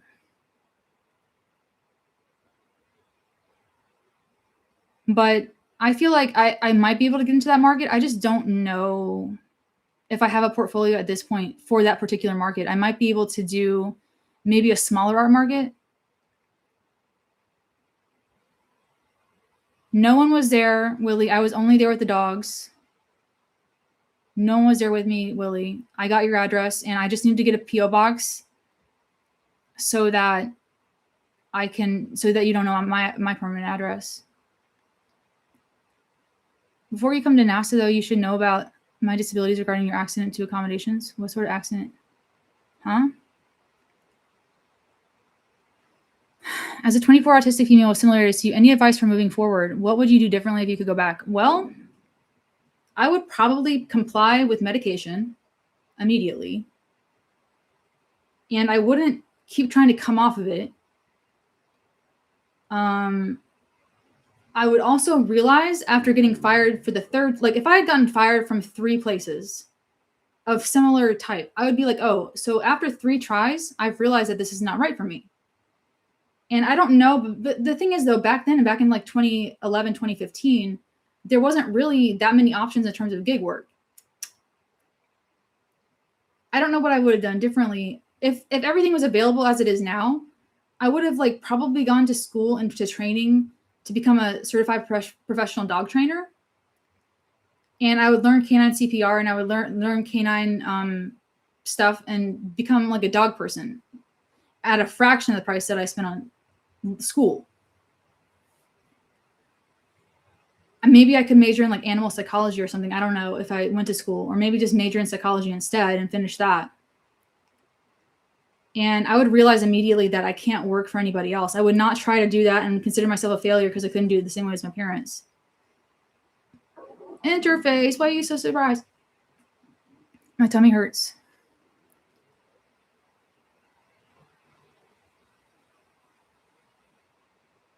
I love cats. Actually, I'm such a dog person that I trained my cat to do tricks like a dog. Because my mom wouldn't buy me a dog. Richard, I think that if you're able to change your environment to optimize and heal your mind, then you won't need medication. But I was in a situation where I couldn't change my environment. And so my medication is the only reason I'm alive. I hate to say that. It changed my life and saved it.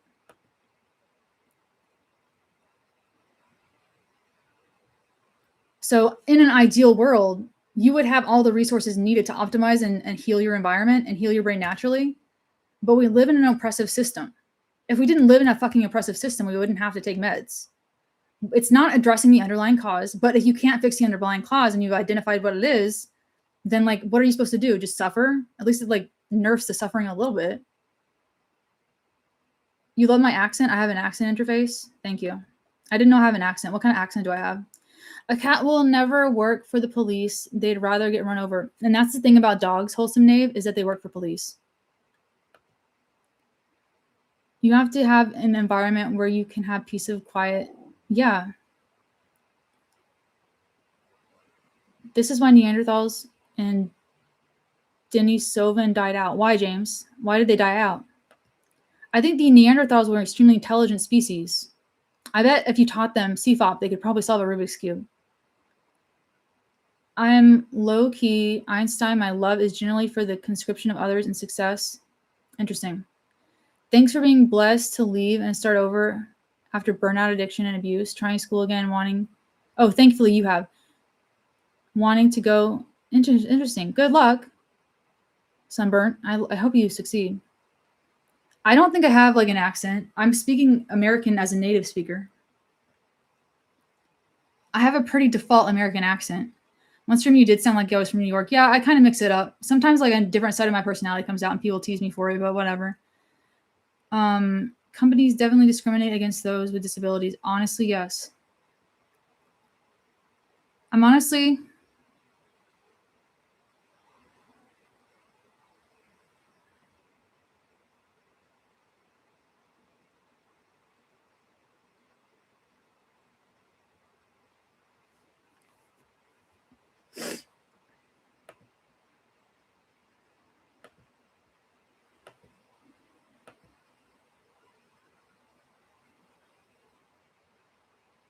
Oh, it shows slowly zones out. Oh, what time is it? Almost 8 o'clock in my time. I like spiders and raccoons. I guess I will find my people elsewhere. Marisa Tomei. sometimes I just like, I drink a little bit and then all of a sudden a new personality comes out of me. How's my meditation been? I heard you speak about it briefly. My experience years ago was frightening to the point where I wanted to try it, didn't want to try it again. Yeah. I had to be hospitalized 6 times before I found a cocktail that worked for me. Inpatient. Stabilization unit style.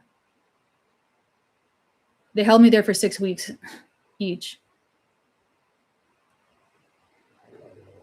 Oh, my tummy is gurgling so bad. I wouldn't recommend it. My journey through psychiatry has been very traumatic. I was re-traumatized in psychiatric hospitals. I had a guy in the psych ward try to assault me, and he just decided that I was going to be his target. And there was this older black man who I think was a crackhead.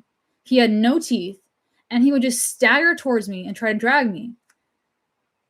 And he would just get in my face and try to grab me. And so luckily, a lot of other people, like I had befriended some other people in there, and I had befriended this guy who was like my psych ward husband. And he became my bodyguard for the rest of the time because this crackhead kept trying to drag me. And so eventually they had to put him in a straitjacket. And it was so fucking scary because I've never been run up on by a crackhead before, like constantly. And I was in a co-ed stabilization unit. So they had people off the streets coming into the same area before we got sorted into the hospitals that we qualified for based on insurance.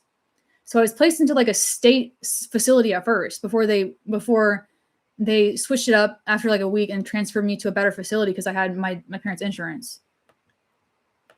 But I was so fucked up. Like I was so destabilized that they just had to put me somewhere before they could sort it out. Was he crazy or something, Pavel? We were in a psych ward. So yeah, he was probably coming down from crack. But my psych ward husband protected me. I don't remember my psych ward husband's name though. He was schizophrenic. I do know that. He was like schizophrenic. He was a little more stabilized than I was because he'd been there a bit longer, but he was in there because he was seeing things that weren't real. I think he smoked too much weed. He had like drug-induced psychosis. Really sad. Do you have any thoughts on metaphysics? I was really into like metaphysics for a while, like tarot and stuff.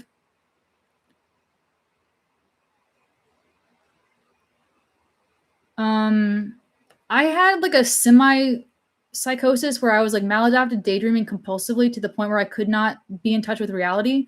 Even though I knew my maladaptive daydreamings weren't real, I was placed on antipsychotics that really helped with it. Gen 2 antipsychotics. We're not talking like Zyprexa. They put me on Seroquel originally, but I couldn't fucking, I hated that shit. It was horrible.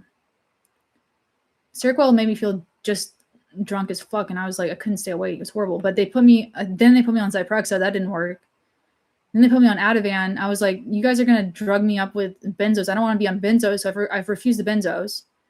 And then I finally got on Abilify, which is a second-gen antipsychotic. And at the right dose, it really helped my compulsive daydreaming without completely destroying my imagination.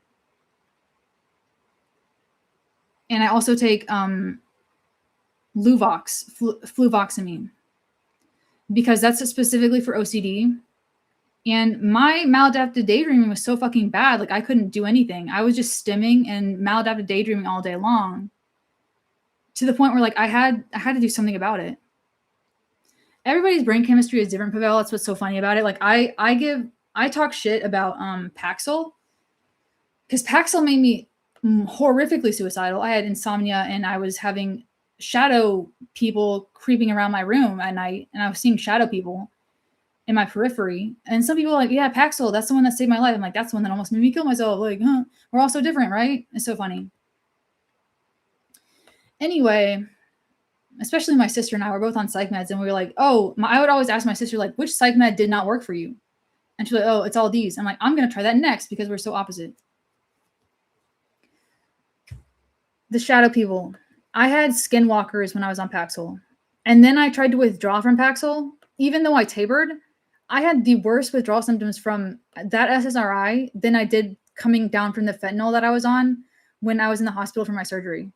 Because I was on opiates for like 8 months straight every single day, heavy opiates. And I tapered off of that. Like, no, it was easy. Like I had a flu-like symptoms for like 6 weeks. I was shaking and I was like feeling shit. I was like hot and cold at the same time. I was really irritated, but like it was not as bad as coming off of Paxil. I'm not even kidding. prescription opiate, like coming down from that, obviously I did both with doctor supervision, but like SSRI withdrawal needs to be studied. It's like fucking horrible. I have taken Wellbutrin. It did not work for me because it gave me extreme anxiety.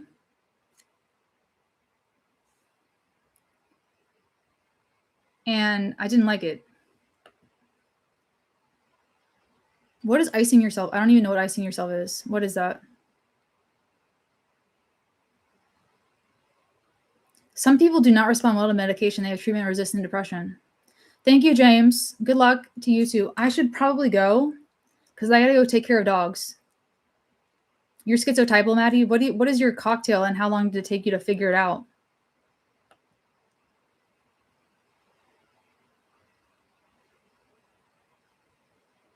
Epistemology. What is epistemology, Maddie?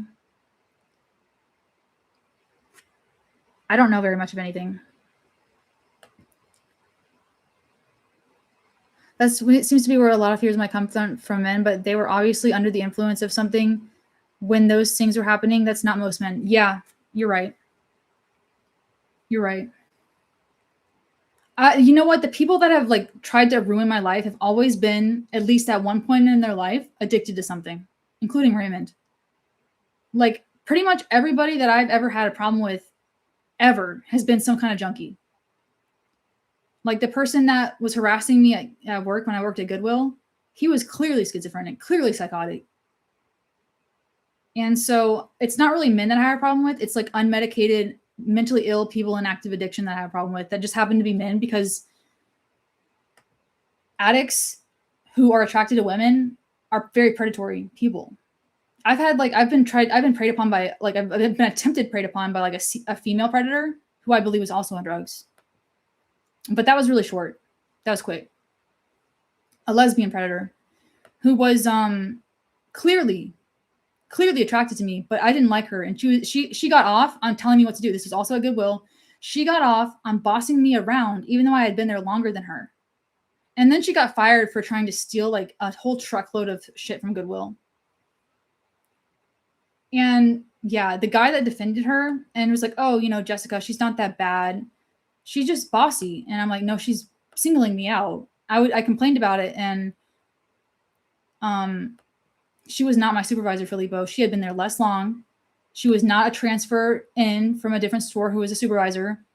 She thought she could micromanage me, even though she had just started working. And I'm like, this girl is tweaking. And then she was like, she was like flirting with me a little bit at first, but then she decided to boss me around. And her accomplice also got fired. Found out later he started working at Boston Market down the street. You were stalked by Teal Swan? What the fuck? No. Dude, you delusioned her in the astral, bro. You've never met Teal Swan, okay, Alex? I promise.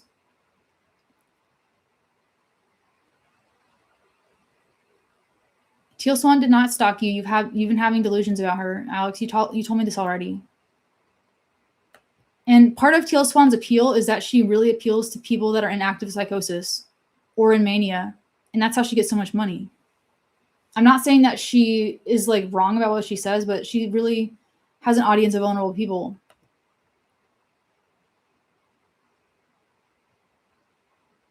You never thought I hated all men. There's certain people I'm scared of for sure. What I do, Willie, is I test people and I'll say no, and then I'll test or I'll ignore them and I'll see how they react. And if people get really like uppity when I don't respond right away, or when I say no, or I delay something, that's a red flag for me. Because if I delay something or reschedule something or I miss something or I don't respond right away, like a narcissist, and I've had people like this in my DMs, will immediately take it personally and they'll make it about them and they'll shit talk me and they'll say, this is why your situation is so fucked up. It's because of this, that, and the other. It's because you don't follow through on shit. And I'm like, wow, so you're blocked now. Goodbye. And I used to like trifle with these people. And like try to justify it and like explain myself. But now I'm like, no, instant block. I'm like, hell no, like bye. It's over. I don't explain myself to anybody like those. It's not even just, I have people in my DMs that have wanted to reach out to me and like talk to me, but I had to put them through the test, and they didn't pass it. Branch of philosophy that studies knowledge, like what is true and what's not. Oh, and interesting, Alex. I'm not really too well versed on anything, any subject. I'm more of a dabbler.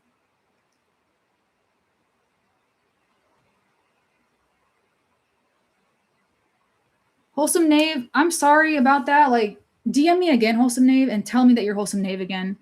Because I get a lot of DMs. I get probably like 20 DMs a day.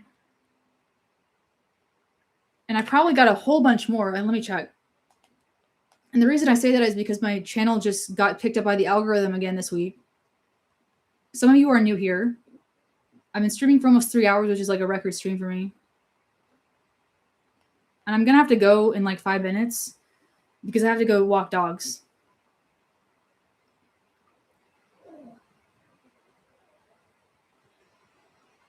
Let me check my unchecked DMs, my requests, and see how many I have.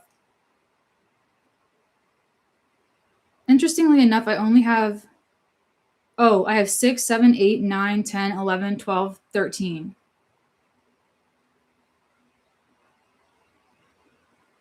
New requests, and then I have 16 DMs in my primary that are unread.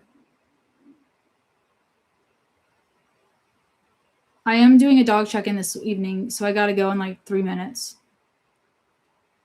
So I got 16 plus 13, which is 29, right? It's 29 DMs, 29 separate conversations that I'm trying to keep up with on Instagram.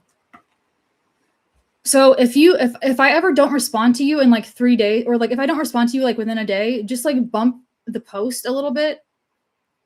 Bump the post because sometimes it gets buried and it'll get underneath everything. And if you really want to have a combo with me, like, yeah, bump the DM post.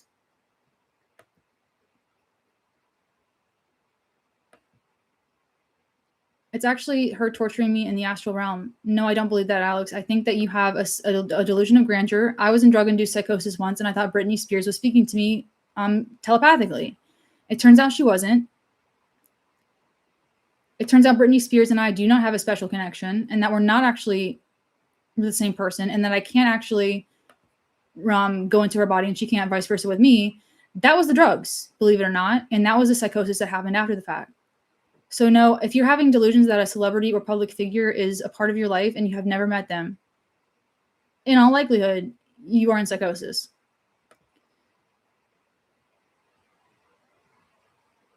I'm not a doctor. You should check that out. What IQ test did I take? I took the Mensa. You can do the Mensa Norway IQ test. The Mensa Norway IQ test is free. But if you want an official Mensa card, you have to take the proctored IQ test, and you have to pay for the membership, which I haven't paid for, because I feel like the ultimate test to see if you're smart is whether or not you buy a smart people card. Because if you buy it, then you're stupid. And also, Mensa means stupid in Spanish. What drugs did I take to get that effect with Britney Spears? A very high dose of weed, Pavel. I took so much weed that I was high for 3 days. It was a single gummy pack that I bought from the gas station for $3.99. I thought it was one dose. I didn't really read it. It just said Delta 8, 100 milligrams. I didn't fucking know what that was. I was like, oh, it's just like one dose. Like I picked it up and I'm going to try it out. No, it sent me for 3 days into a different realm. My mom recorded it too. It was so embarrassing. It was so embarrassing. So anyway, there you go. I do have Facebook. I don't really check it out at all, though. It's like mostly where I talk to my family. Official IQ tests you have to pay for, and they do require being proctored and monitored by someone so you can't cheat.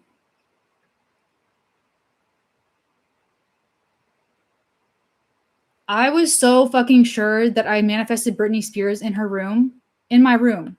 I thought Jesus had come back from the dead. I thought about repenting my sins.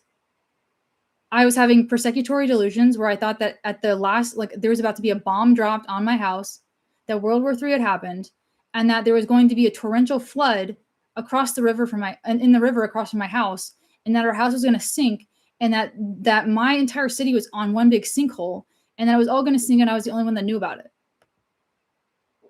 and that I was the only one that could avenge it and save the people. And I thought that I had to evacuate. My mom said, just go fucking lie down. She knew about it because I was freaking out. Send me a friend request. Hold on. Let me drop my Instagram in the chat. Hold on. I don't really know how to use Discord, I'm honest, and I have 30 DMs right now that I have to check, and like 30 conversations that I'm having with different people, and it's hard to respond to everything. Okay, I'm seriously trying though. Sometimes I just take a break from it because I feel like I get too caught up. 3 more links. Let's see. Customize channel. I got to figure out where I put my Instagram link.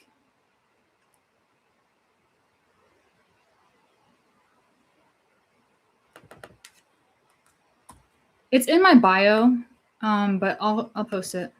So I definitely got to go now. I actually am late, so I got to go. That's my Instagram. I'm going to pin it if it'll let me.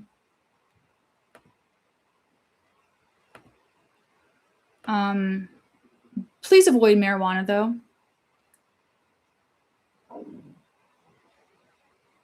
Bye, guys. I'm going to see you later. I do have 20,000 subscribers, and I have over 1,000 people on Instagram. I say the people on Instagram that like my posts on Instagram are like my OG true fans. Like the 70 likes I get on Instagram, like those are the people that are real for me, right? Those are the people that support my art. So if you want to be a real fan, follow me on Instagram, because that's where the 1,200 real ones are. And that's normally where you can communicate with me one way or the other. You have to be following me to DM me. I did that on purpose because I was getting way too many. And the 30 conversations that I have going on Instagram right now are all from my followers, because I had to put it like to followers only because I was just getting way too much. So make sure you follow me first. Okay, guys, I got to go take care of dogs. This is a good 3-hour stream. I'll see you in the next live. Bye, Interface. Bye, guys. Make sure you follow me on IG. I pinned it. You guys can all check that out. If you watch this far, you're one of the real fans. I feel like the real fans are the ones that interact with my Instagram posts and the ones that watch my lives. And so thanks for all the likes. One more thing. Make sure you like the stream if you haven't liked it already. And I will see you in the next one. Goodbye, guys. And congrats to our new mods. Thank you, Willie. Thank you, Pavel. Thank you, Interface. G is for game. Wholesome Knave. Louis. Everybody. Okay. I got to go. Exelon.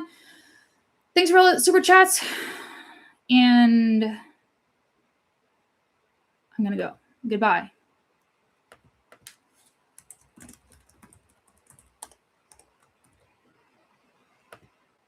Ooh, that didn't work. I'm still live. It says edit. Where is the cancel button? Oh, there's the end stream button. I can't believe it. It seems like it's in a different place today. Anyway, my Instagram is in the description, and I also put it in the chat. So I just updated the stream to have it. Yeah, fuck it. So I'm gonna go. I'm gonna quit going, and I gotta go. So peace out, guys. I'll see you in the next one. Bye.